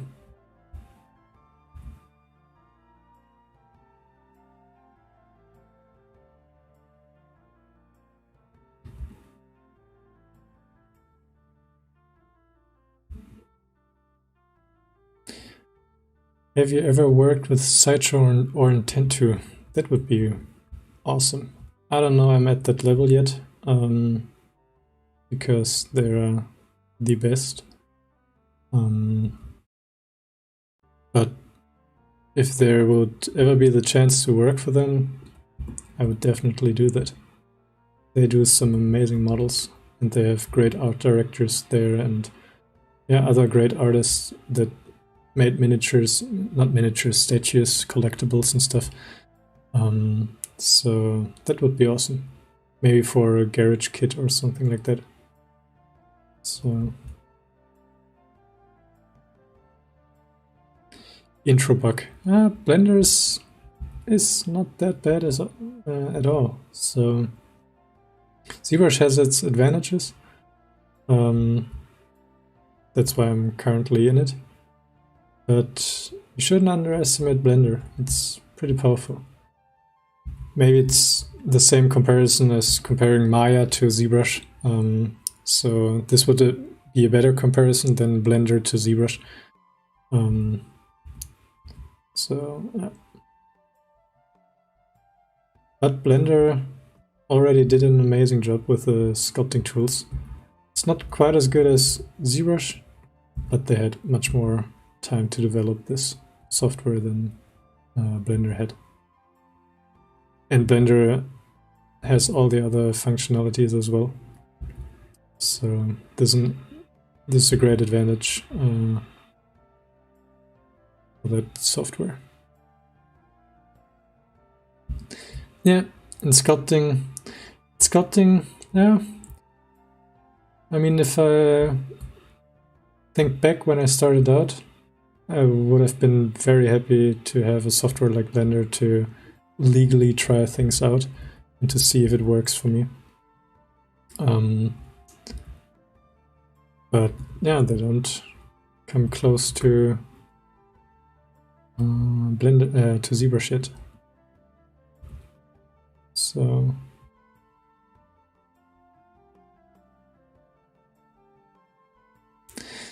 yeah, that is crazy for the development time and the speed that they are progressing in. This is pretty crazy. So hats off to all the Blender developers. They're doing an amazing job, and they're really great with the community, which I absolutely love about Blender, that they're so close to the people that use it. And I think this was the only reason why Blender got so popular in the first place, because they listen to the people and they bring the stuff that is actually useful. So great guys at the Blender Institute.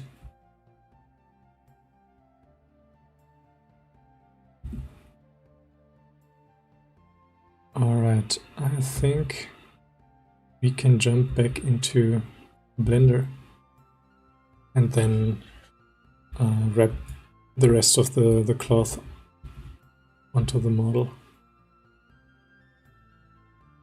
So the hood and the fur and the cape and stuff, and then we can start modeling the rest of the accessories.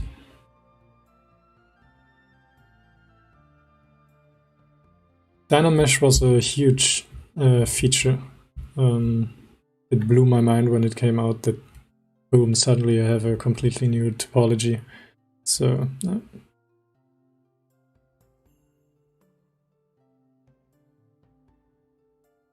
Mo. Yeah, this is why I started out with modeling in the first place. Since, yeah, I hadn't had anyone around me that was doing 3D, so I would need to start from the ground up to have something to work with. And I think texturing and games and stuff like that were really interesting for me. And then I needed models to have to build something. And that's where I got stuck. I modeled and kept modeling and didn't progress into the later stages too much. During the studies at my university right now, I covered the rest of the pipeline, so I had experience in almost anything. Or I got a look at most of the stuff. But yeah, modeling just stuck to me, so... I mean, you can't do anything in 3D if you don't have a model. So it's really good to know at least the basics.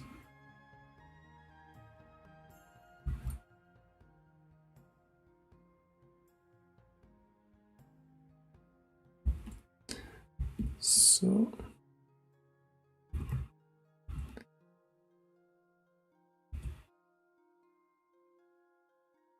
Oh man, the mesh got a little bit wonky. Still have to do a lot of cleanup probably. Maybe that's something that I will do after the stream on my own free time, to, once we have everything in place, go over it, clean it up, and then show the result on the next stream. So it's a bit more fun to watch. Hey Christoph, thanks for coming by again. We jumped into Zbrush to get the posing done. So just so you're not confused why we switched the program. Shikia Tao just subscribed. Thanks for the sub. Trivia, can we use ZBrush model for animation? You would need to do some retopology on that. So making new edge loops to ensure a proper deformation once it's rigged.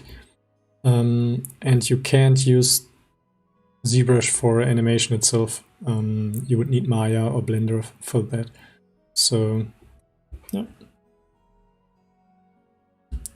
Christopher, no, I will continue streaming, probably for an hour more. So, yeah, don't worry, we're still going strong. So, yeah, I'm satisfied with the pose, and I will import it back into Blender right after I've finished fixing the teeth here. They look horrible, and they're missing half. So let me quickly do some touch-ups here.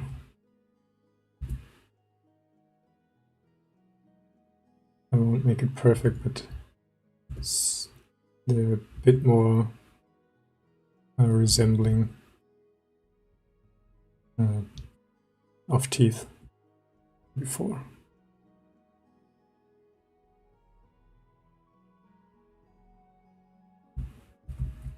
Ruthwig, will you ever bother with vertex paint? In ZBrush, definitely. But if you mean the Blender vertex paint, I think it still needs some more development time to make it practical. I saw some tutorials on it, and it looked a little bit not so straightforward to use. So,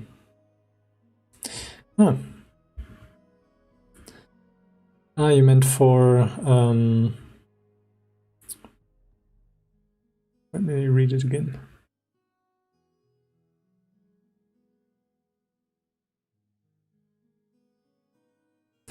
If you mean painting the miniature or painting the concept, I'm not that good of a painter yet.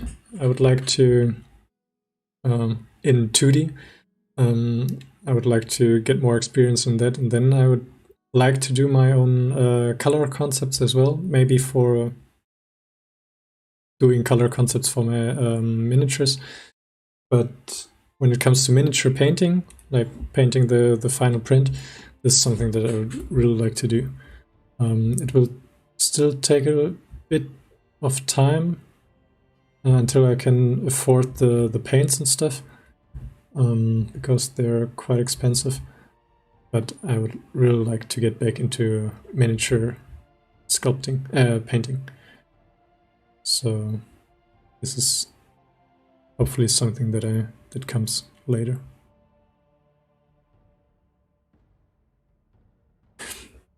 I will. I never did that for print, but maybe for presentation purposes, I can throw some colors on there. But it wasn't my plan so far. It's actually a good reference to have for painting miniatures later. So maybe that's something that, that I can add as well. So let's see. I will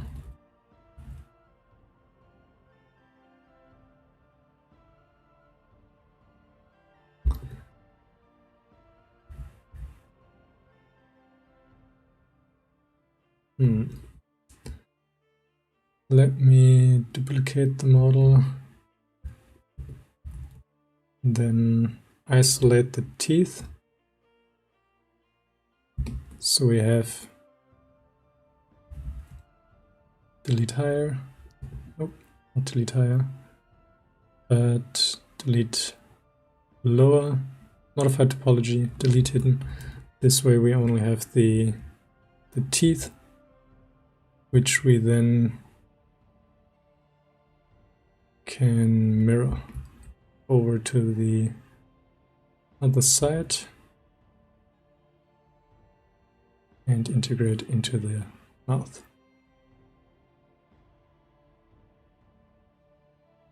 Like that and that.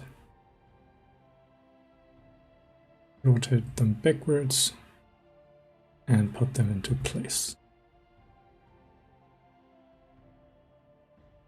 Like this. Oop.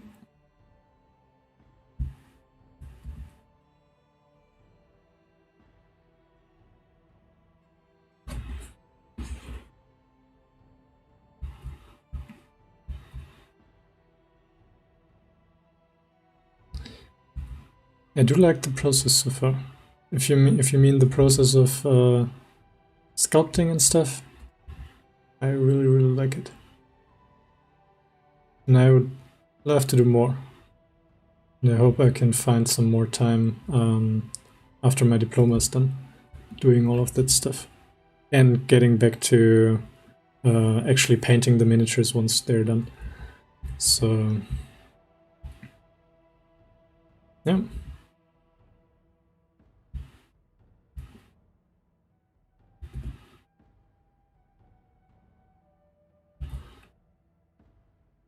That looks okay.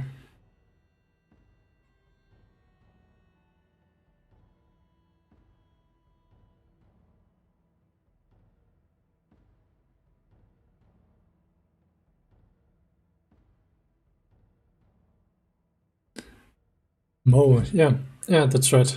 I think you answered Kilconic's question. Yeah, likenesses are hard because people are so used to the features of a person, like how a human looks, that you even recognize the shapes in, I don't know, trees or on walls or in different materials. The mind is always looking at seeing faces. So yeah, and they follow certain principles, like the fundamentals of anatomy and stuff,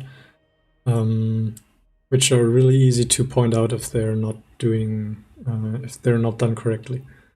So, and it takes quite a lot of practice to get the relation between the different features going correctly. So you end up with a model that looks like the person that you want to sculpt.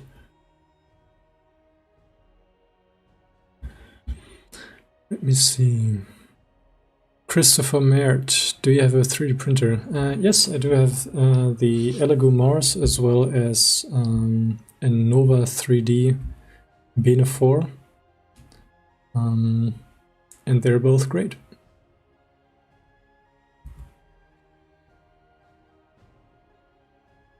So, merge down. All right, I think we can finally move back to Blender. Let's export the visible one and see how it looks in Blender. Adi Karimi. Let me see, I think I haven't heard of him before. Oh, he's doing great stuff. Yeah, there are some people that are specialized only in likeness sculpts, and they're really great. He seems like one of those. Pretty cool stuff.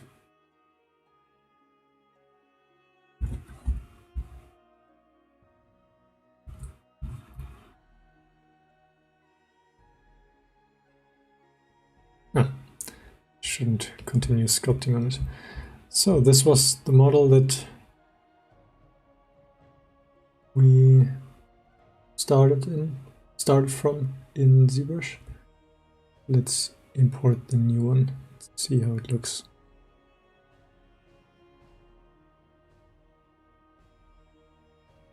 So a new collection. Zbrush. I think I have to clean up the file after the stream. Getting a bit all over the place. So the old body is here. Posing. So this was the old one, and the left is the new one from Zbrush. It seems like it applied the matte cap on it.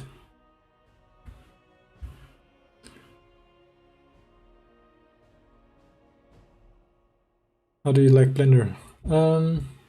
I like it so far. It's not as comfortable to use as Zbrush, but I have a lot more experience with Zbrush, so that might be the deciding factor. But for being an alternative to Maya, it's really good. I would really recommend it. So let's see if we can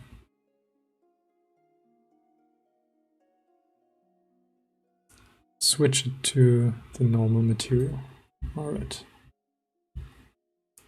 That looks not too bad. Let's enable some of the other accessories.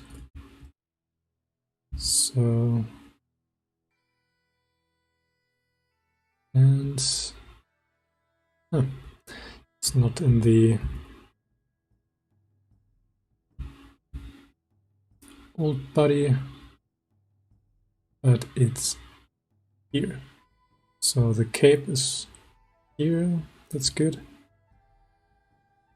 The fur and the hood. These are the three objects that I will wrap around the post character next. Christopher Merritt, is the hair feature in Blender as good as XGen Maya? I don't think so yet. Even though Blender has a really good hair system already, XGen, it's older, it's more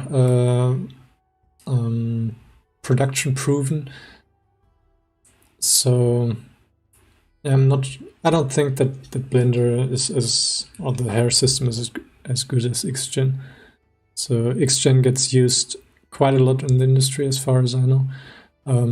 People use more and more the Houdini stuff, but yeah, XGen was used in a lot of feature films already. So, yeah. Ruthwick, do you actually ever use ZModeler? Sometimes, but it depends on the project that I'm working on. So when I work more on environment assets, then I use ZModeler more. But for characters, mostly for the accessories and stuff, but not that often. CG Jamie is now following. Thanks for the follow. Hope you're having a great day.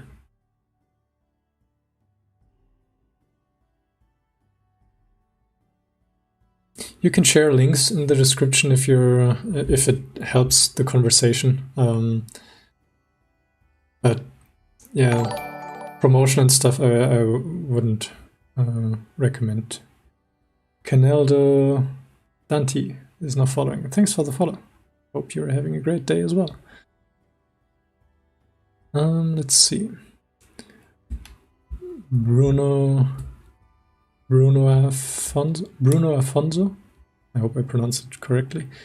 Hey Finn, love your work. Do you have any anatomy tips for beginners? Love how you can sculpt something in 2 hours that take me 2 weeks. Thanks. I would spend time looking through drawing tutorials that break down the construction of really basic shapes of the human form. For example, for the head, try to look up some tutorials for the Loomis method. Proco has some really great tutorials on that. And don't focus too much on details and on perfection in the beginning. So I would rather recommend to do 5 basic head sculpts in 2 hours than trying to get a good or a more defined head sculpt in 2 hours. So I think in the beginning, quantity is more important than the result. But yeah, try to look up some drawing tutorials to see how they break it down, how to reduce the complex shapes into simple shapes, and watch some time-lapse videos of someone sculpting. So you can learn a lot from that as well. But yeah, don't try to get into skin pores and wrinkles and stuff in the beginning. Try to focus on the primary and secondary shapes, so the silhouette and the forms. So form is the most important thing in anatomy.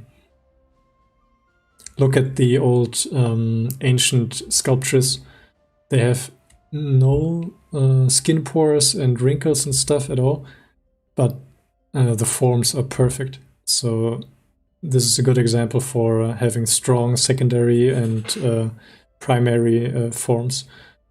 So yeah, hope it helps.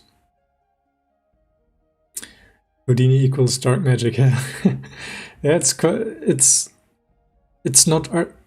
I think, I don't know, it's not something for me. It feels like it's not as intuitive and artistic, it's more technical. So yeah, I haven't got used to that too much. Gozia, thanks for the subscription.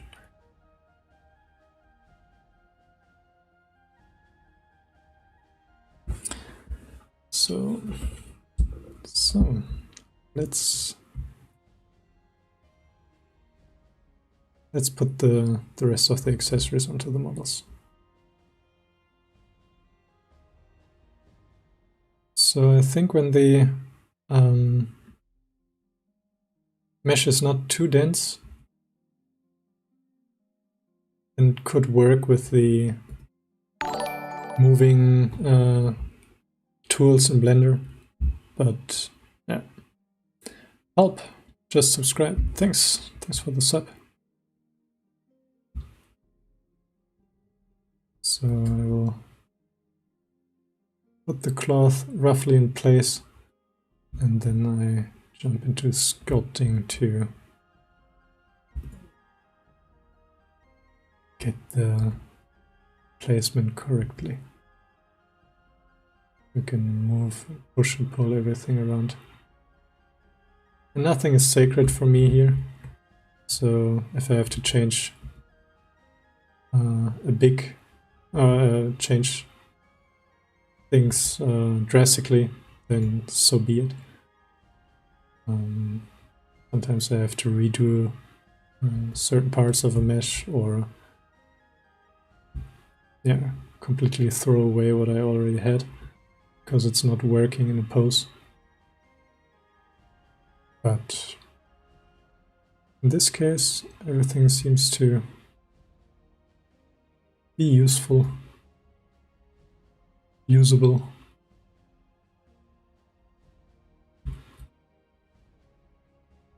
So I think I will create a slight curve here in the hood, so we get a bit more gesture into it.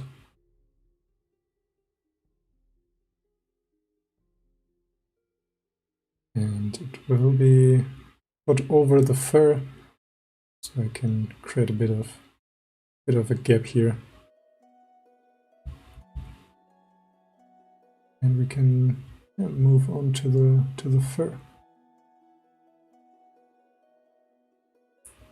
Let's place it roughly where it belongs, something like here. It's already looking good.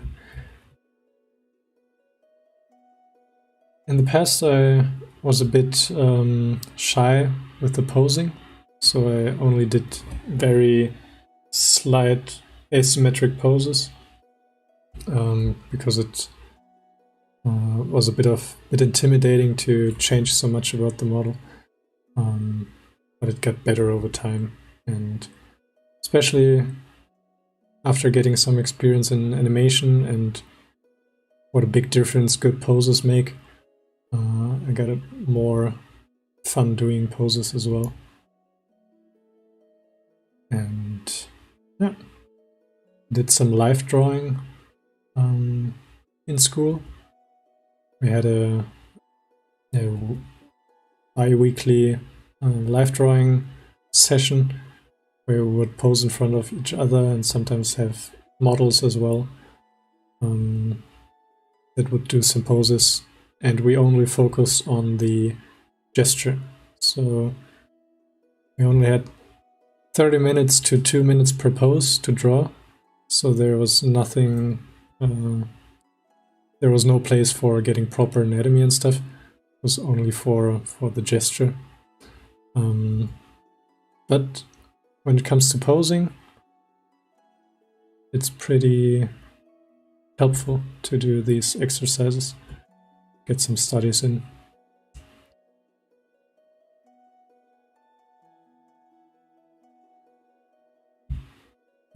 So let's put the cloak on him. Let's see. I think I have to use a pretty big brush.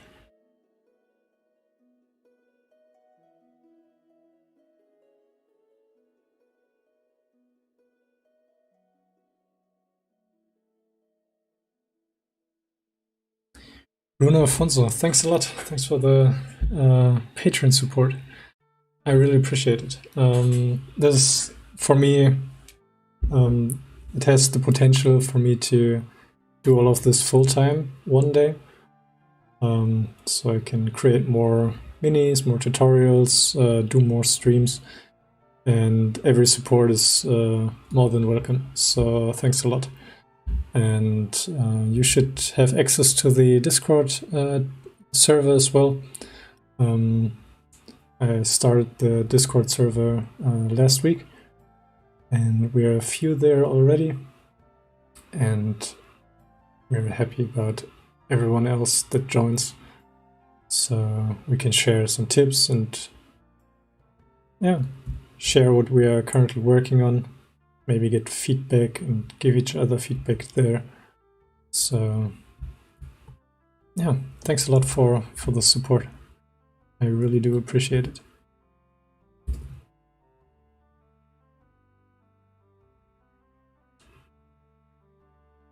So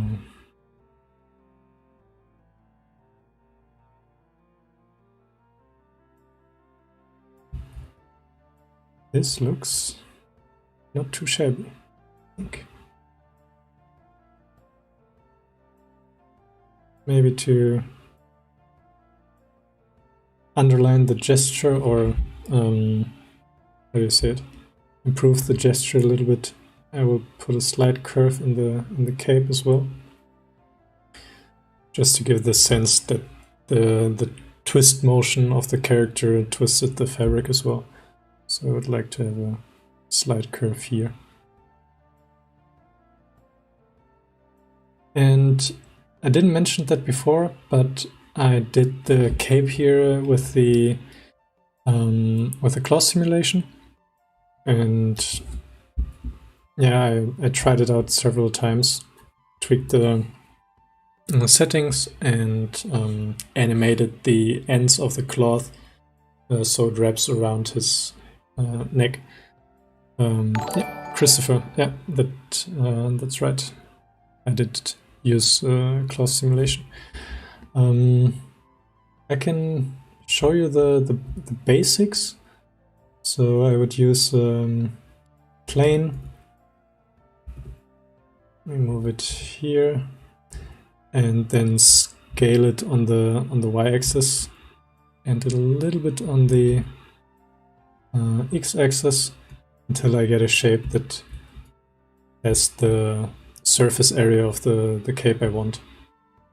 So it was fairly big, I think something like that. And then I subdivided the mesh a few times, something like, let me see, something like that, and then I would use subdivide, subdivide, subdivide. I'm just clicking right click on there. And then I rigged the endpoints to bones, and I used them in the cloth settings as pinpoints, as the pin group. And then I animated the bones so the cape would wrap itself around the neck. And then I tweaked the settings until it looked good.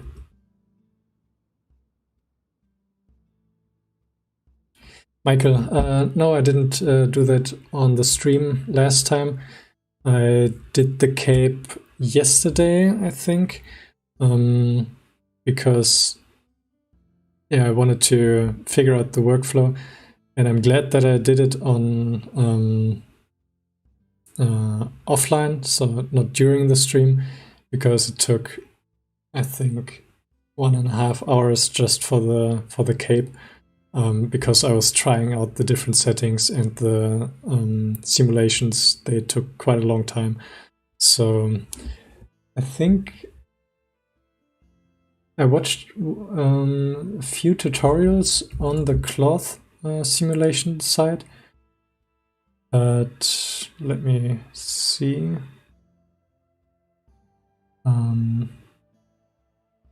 Let me see. Cloth simulation Blender 2.8. I will put the link of the tutorial that was helpful in the chat.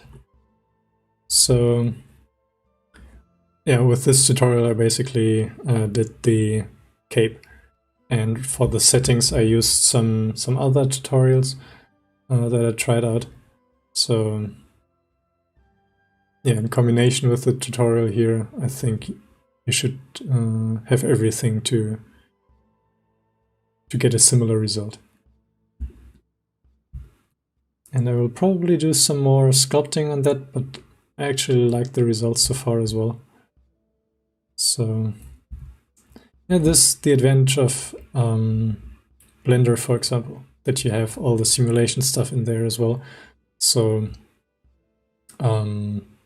you don't have that in Zbrush, all the dynamics and stuff like that. So Hero City Hero, I just try to pronounce your first name.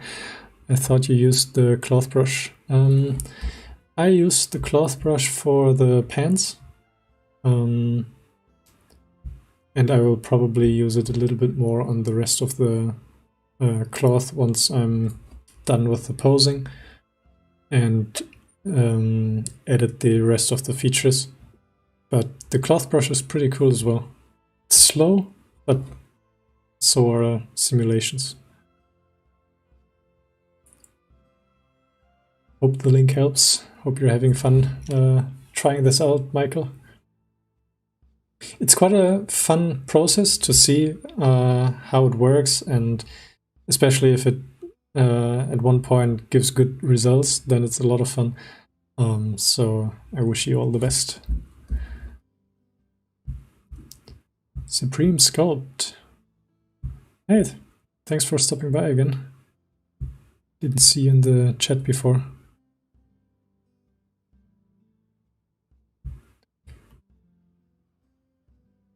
Thanks, Bruno. Yeah, we'll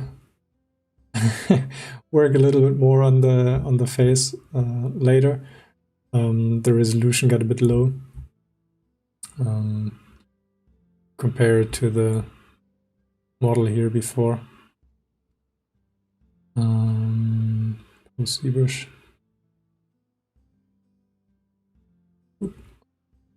And the cape.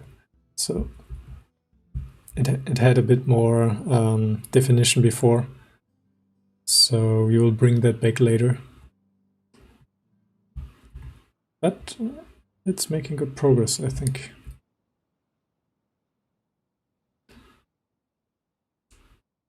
Yeah, I think having a better topology now, which reduces the poly count, helps a lot. So I'm curious how it will turn out later as well.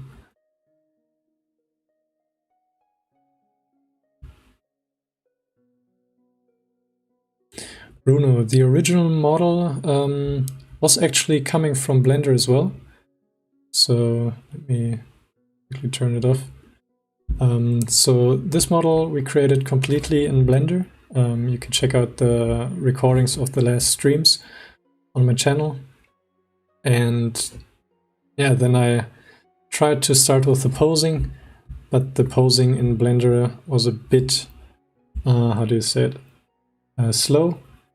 And this was the reason why I switched to Zbrush for a bit to get a low poly model, project all the details from the old one, and do some of the posing. So yeah, we did a combination of Blender and Zbrush, the best of both worlds. And yeah, the cape was done completely in Blender, and the blockout of all the different accessories here, as well as the folds in the pants.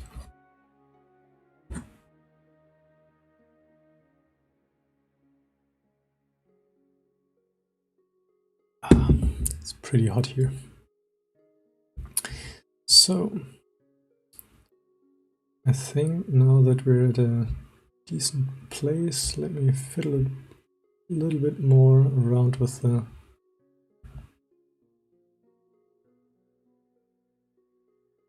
placing here. I will push the hood against his face since he's squeezing everything together.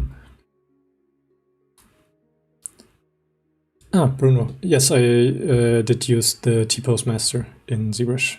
Forgot to mention that.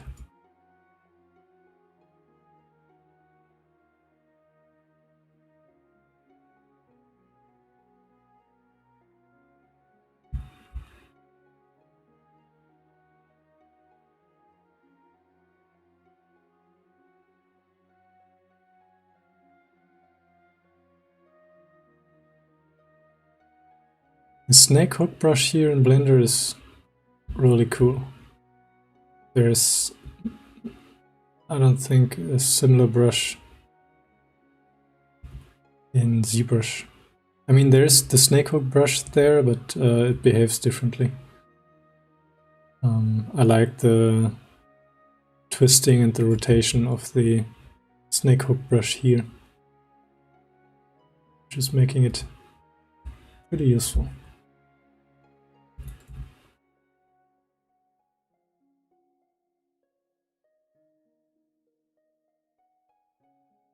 So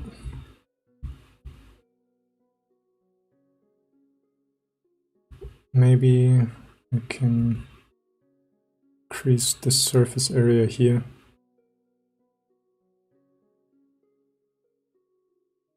Pulling it out just to get closer to the concept.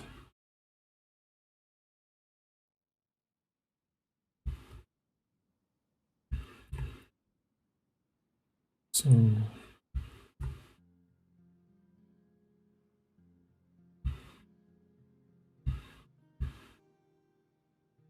yeah, currently going over the model, tweaking things here and there, things that are apparent to, or that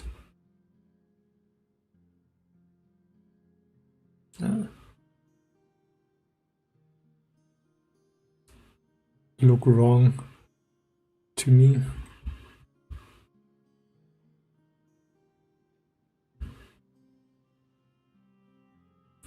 So let's inflate that here.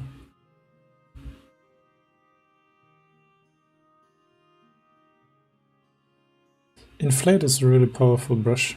I didn't appreciate it that when I started out as much as it is actually powerful. Pepper, do you ever sculpt in real clay? Do you particularly suggest it? I actually held a workshop every week for 4 years, I think. Three years at my university.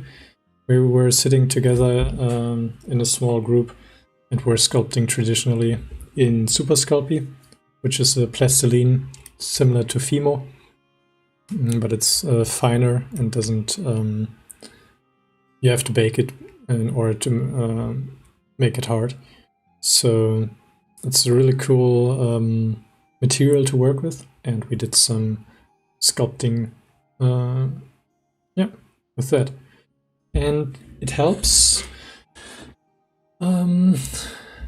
It's not necessary, I think, but it gives you more tools to approach problems in your sculpts. So traditional sculptors have other methods to approach models. So you have to be much more conscious with getting the big shapes right, because you can't tweak things later on that easily. So this is something that you will probably learn pretty quickly in the with traditional sculpting, that you have to focus on the primary shapes and then the secondary shapes and then the details and stuff. Because with the digital sculpt you can move back and forth at any stage, which can sometimes lead to bad practices. So yeah, and with sculpting it's very apparent what works and what doesn't work when you sculpt traditionally. So I hope it answered your question.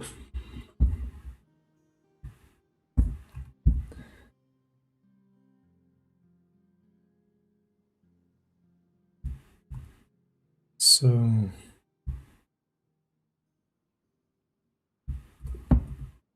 let's add some more accessories. So I think I will use the masking and extraction workflow here. So I will mask out an area here and go to mask extract, and then use that as a base.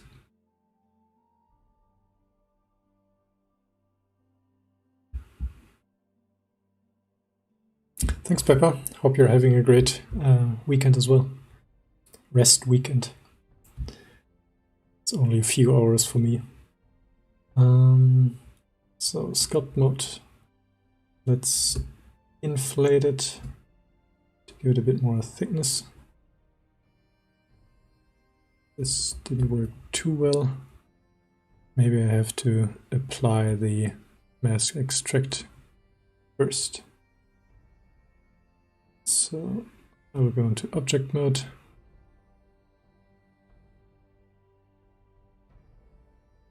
and hit apply. So that should solve the weird problems. Go back into sculpting and clear the mask. Alright. Now we can inflate it. And hit down topo. Let's use remesh for that. I like it better because it gives a more stable result.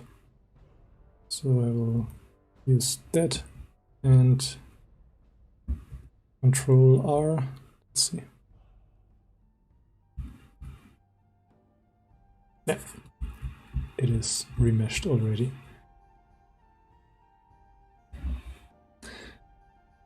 I know it's an open question, but how long do you think it takes to get good at sculpting in Zbrush for character artists?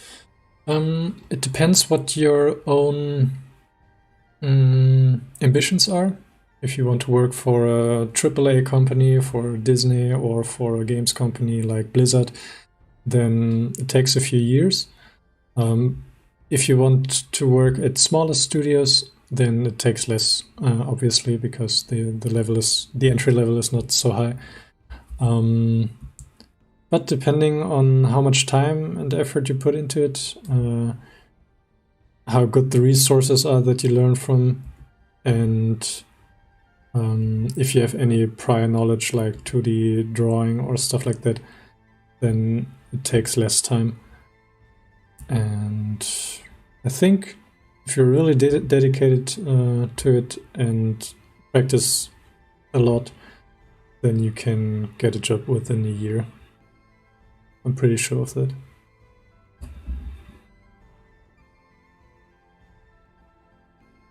Intro bug. Yeah, you can do that. With Shift R, you can draw out the grid. You can control that with that. And then with Control R, you remesh. So there are some things in Blender that are pretty powerful. And I think the resolution here is a bit too dense, so I will reduce it just to show off Blender's awesome remesh functions. So let's do really quick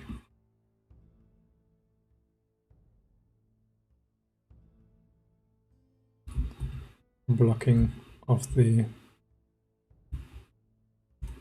belt buckle.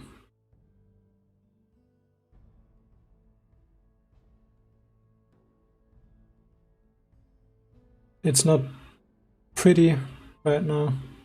Normally I would do it in with several objects, but this has to serve for now. Maybe we can add a skull or something later on that sits on top of that, but I just wanted to add something. Bruno, I hope I answered your question. If you want some more clarification, just let me know.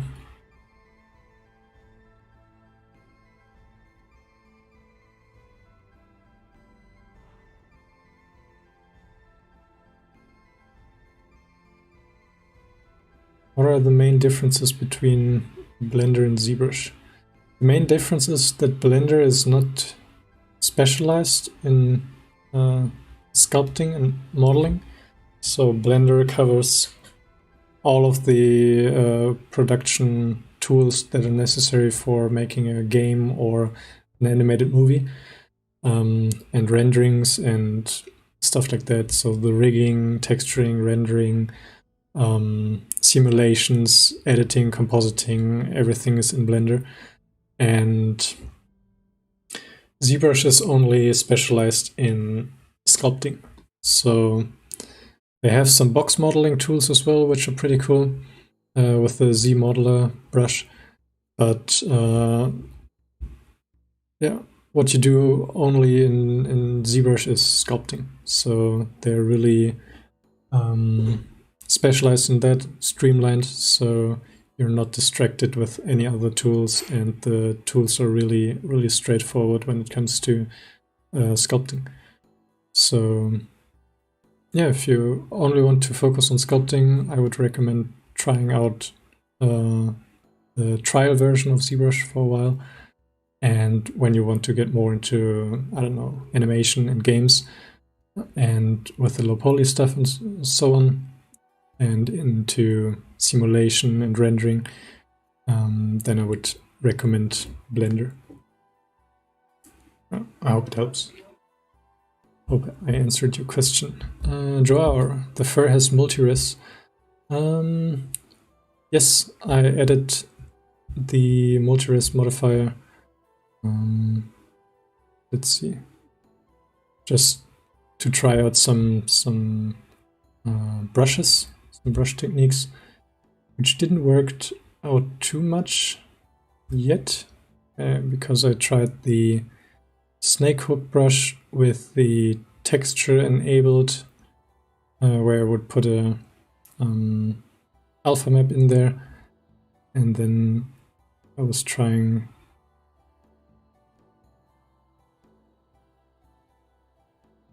to get some basic fur going. I think I should save. Never forget to save. But yeah, it has some strange results. I tried with I changed the mapping and the stroke methods as well as the fall off. I tried a few things with that, but maybe I can try the grab brush. I think this makes more sense. Area plane projected. Let's see.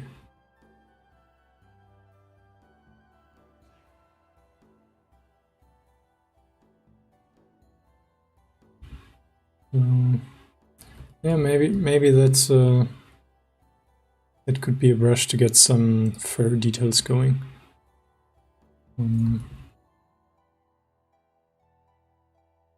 Yeah, I have a similar approach in Zbrush as well,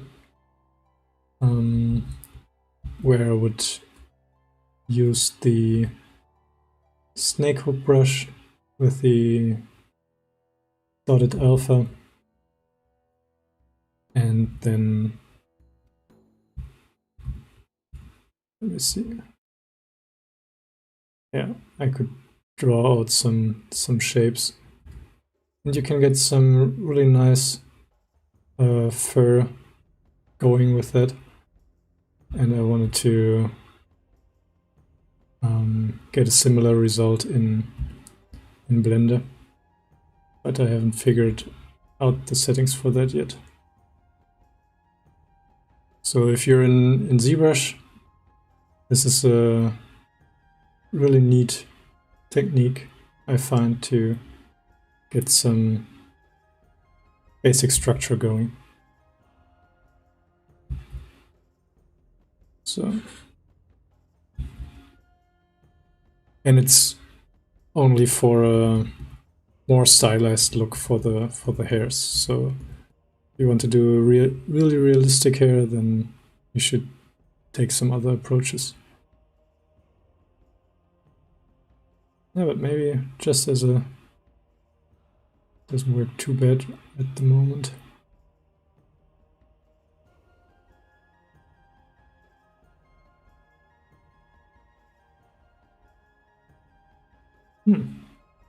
It's actually working not so bad. Let's hit front faces only, so we don't take geometry from the backside.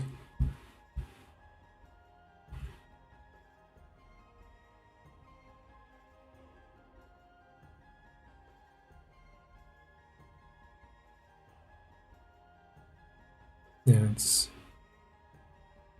a bit of a strange behavior on the brush, but yeah, just to get an impression of fur, I think it's doing quite a nice job so far. It's a bit all over the place here.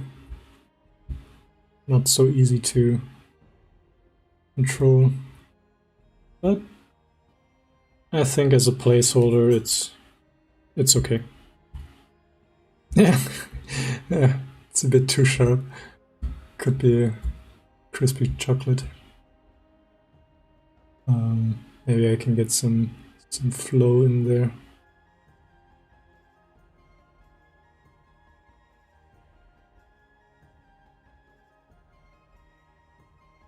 Trivia, I'm from Germany.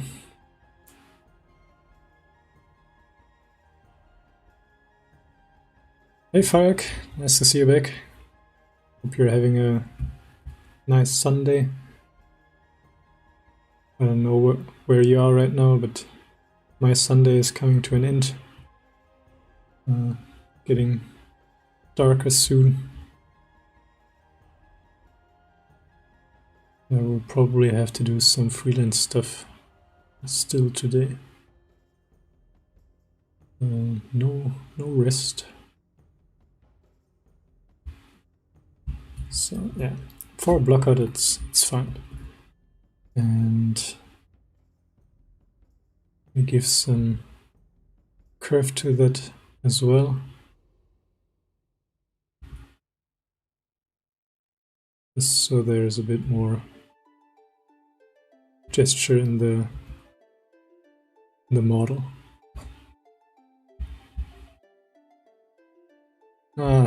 Vienna is beautiful. I was there only once, but a friend of mine comes from Salzburg. And he's always, how do you say it? Schwärmen. Er schwärmt von Wien. Sorry for every non-German speaker right now. He was admiring Vienna all the time. Yeah, it's on my list. I want to visit Austria more often in the future, just to visit friends and stuff. Mo, yeah, I think I wanted to get the feeling of a, how do you say it? Yeah, of a person that's going through the wilderness, so glad it resembles Jon Snow's cape. I think I really loved the costume design on Game of Thrones. Too bad the last season sucked so bad.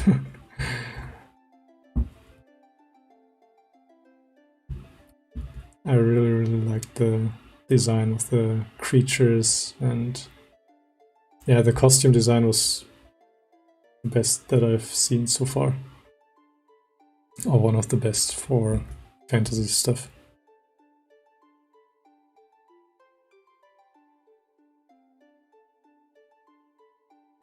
Thanks, Falk. Glad you like it. Trivia. Yes, I do. Normally I would speak only in German, but not on stream. I speak a lot of English in school as well, because we have international students there. And since I spend most of my time on the internet anyways, which is basically in English all the time, yeah, I'm kind of used to speaking in English.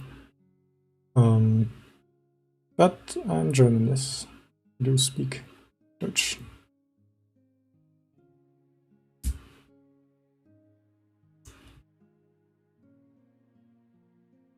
So,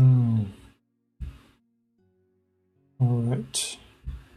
As you can see here, the cape is below the feet, so I will move them up a little bit more. Game Empire. Why do you use Blender, not Zbrush?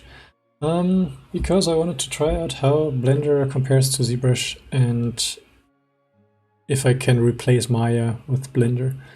And I don't think I will replace or I'm sure I won't replace Zbrush with Blender, since Zbrush is still stronger in sculpting. But yeah, I wanted to test out the workflow, how production ready Blender is, and this is why I'm doing the sculpt here. So if you're interested in my Zbrush workflow and stuff, you can check out my channel, or can check out the my Patreon page. The link is in the description, and there you can see the recording of the anatomy study that we started on Wednesday. So we started from a sphere and yeah, built the hip bones, then the leg bones, and on Wednesday I will continue with the anatomy study in Zbrush.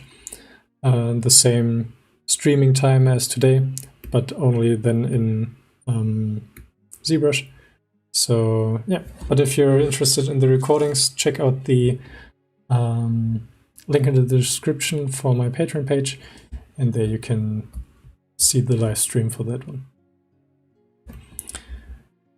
Nick Hills, can't stay long, looks cool. Thanks for stopping by, glad you like it so far.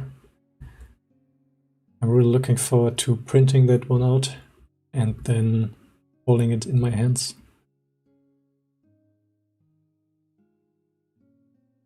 So I moved the cape up a little bit so they're on the same level.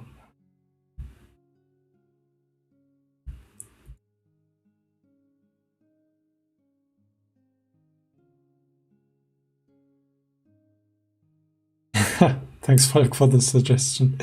A brain freezed for a moment. Proportional editing, I think this is what looks at everything that's behind the cursor, if I'm not mistaken. The one on the, yeah, when you go into layout. So, what comes next? Let me see. I wrote it down.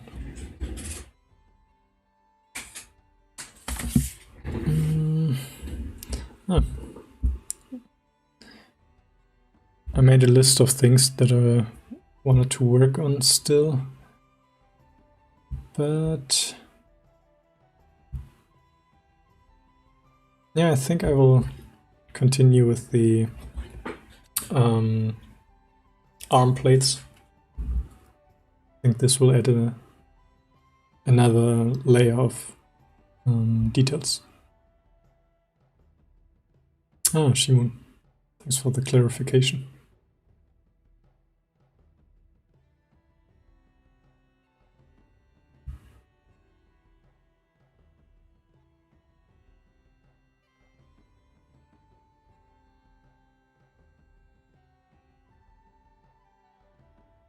Just doing some touch-ups here on the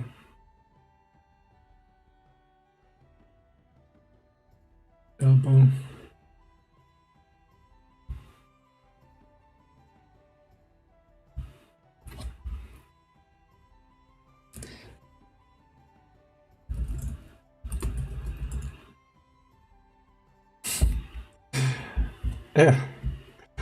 Yeah, maybe I can give him a mob. Do you say that? What is it called? Broom. Yeah. We could actually do some variations on these miniatures, like funny nonsense variations, like giving him a broom instead of a spear. Could be funny.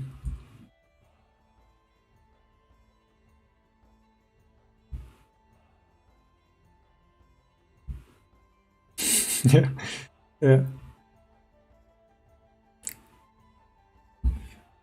Nice.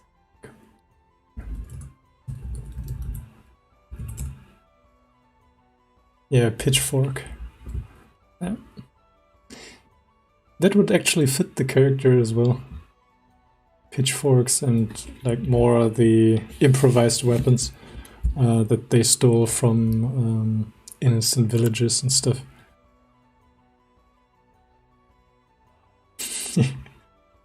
Huge spoon. So many possibilities. All right, let's add the armor for the arm, and we'll use the masking brush again.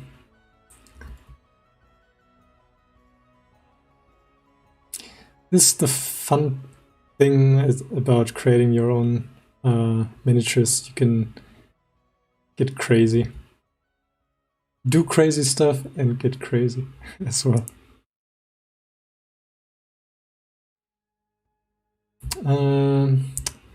Falk.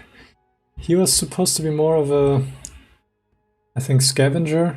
I think it could be more a thief kind of person. But I think by switching out the weapon,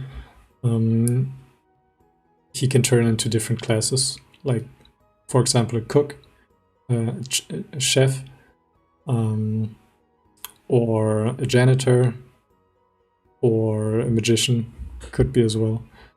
So yeah, probably once I'm done with the character, I will swap out the weapon for some other stuff, and yeah, we will. It will be a surprise what he can be printed as.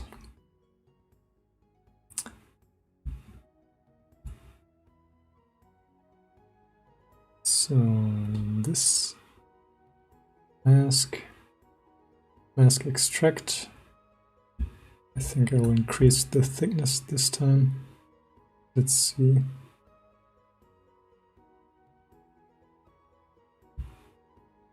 That didn't work out at all. Not sure why. Let me save first.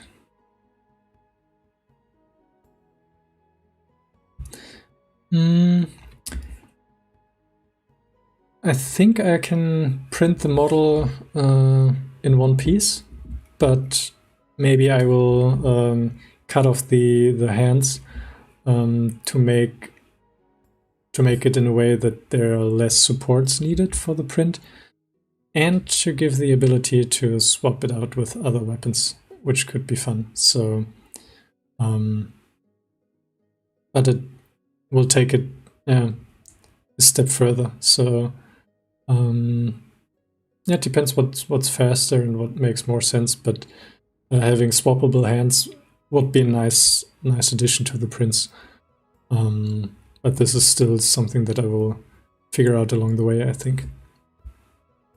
So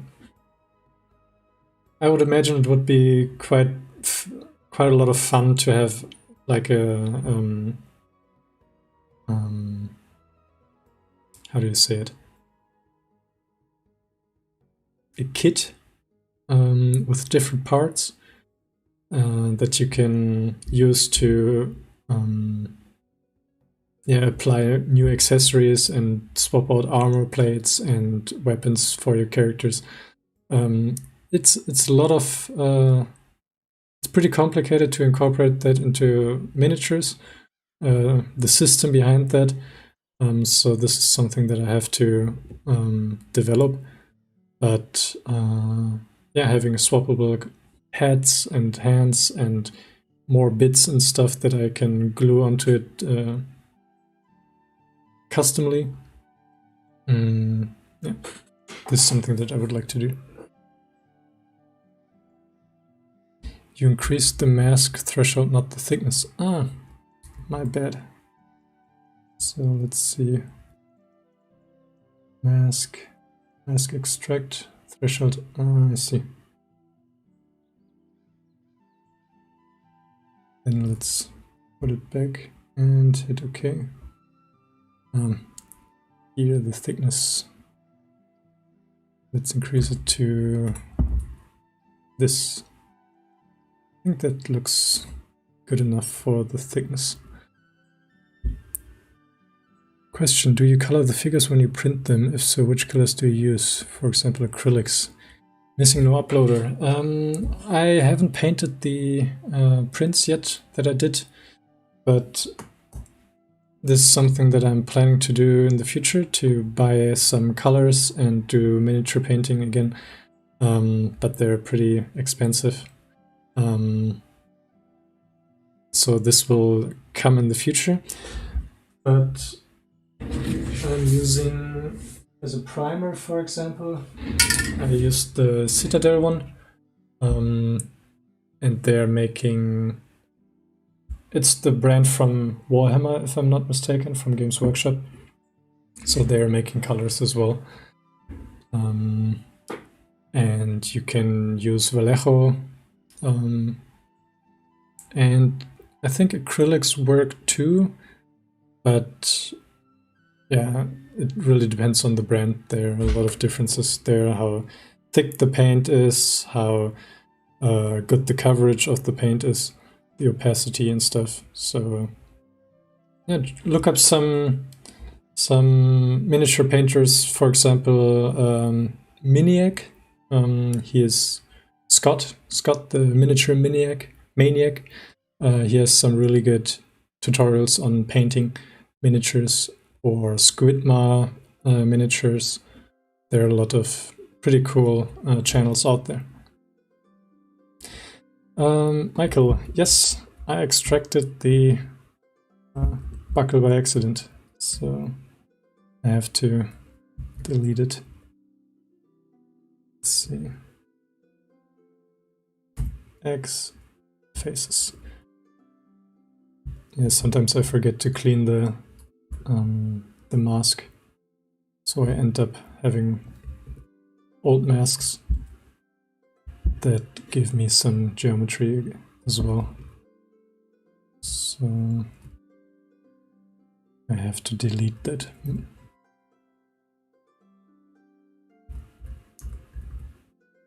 And that looks good. So let's apply that and use the sculpting mode again.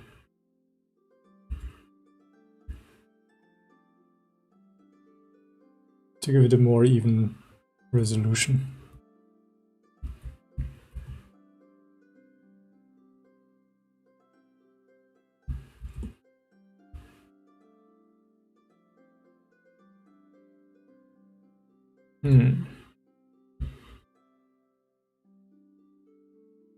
Somehow the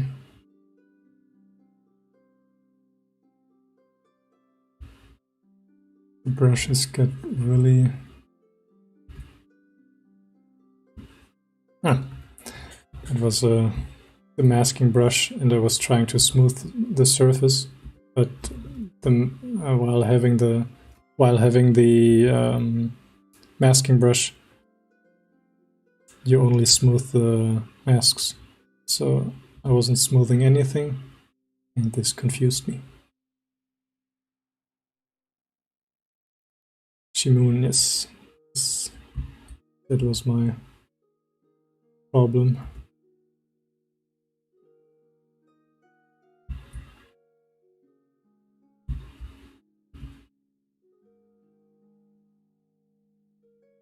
So let's place the plate here.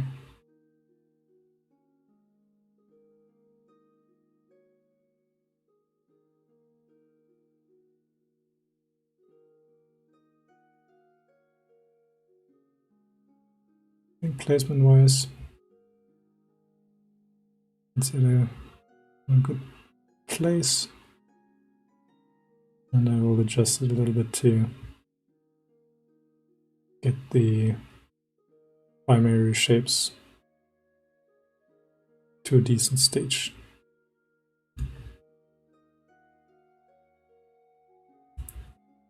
Draw. What I always like to do when working with thin meshes is to check the front faces only. This way I don't affect the other side.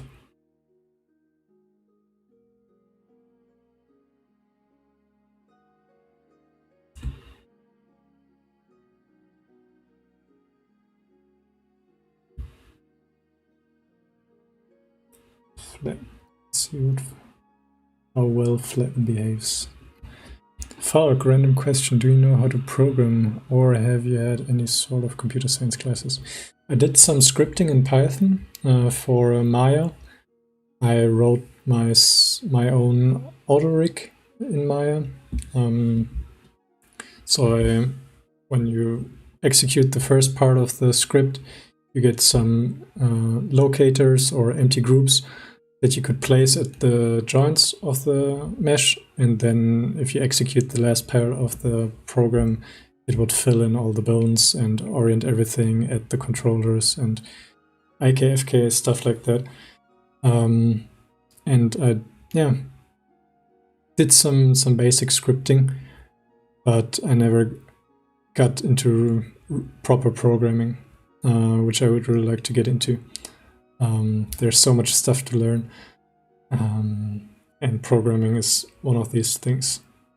I watched a lot of videos about how computers work and why programming is structured the way it is, but I never had classes really during our studies. So everything is from YouTube, or I think MIT is the university. So if you're interested in that, look that up. Yeah.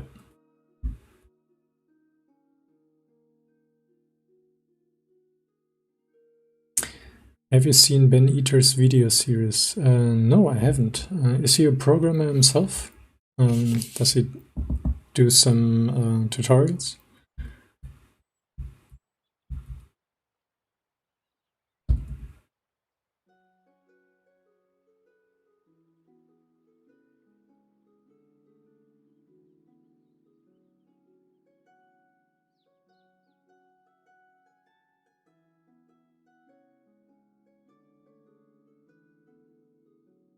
Should save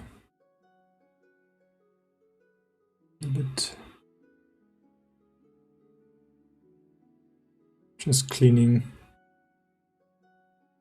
up the edges here with a flatten brush to get a more clean outline, clean base that I can work from.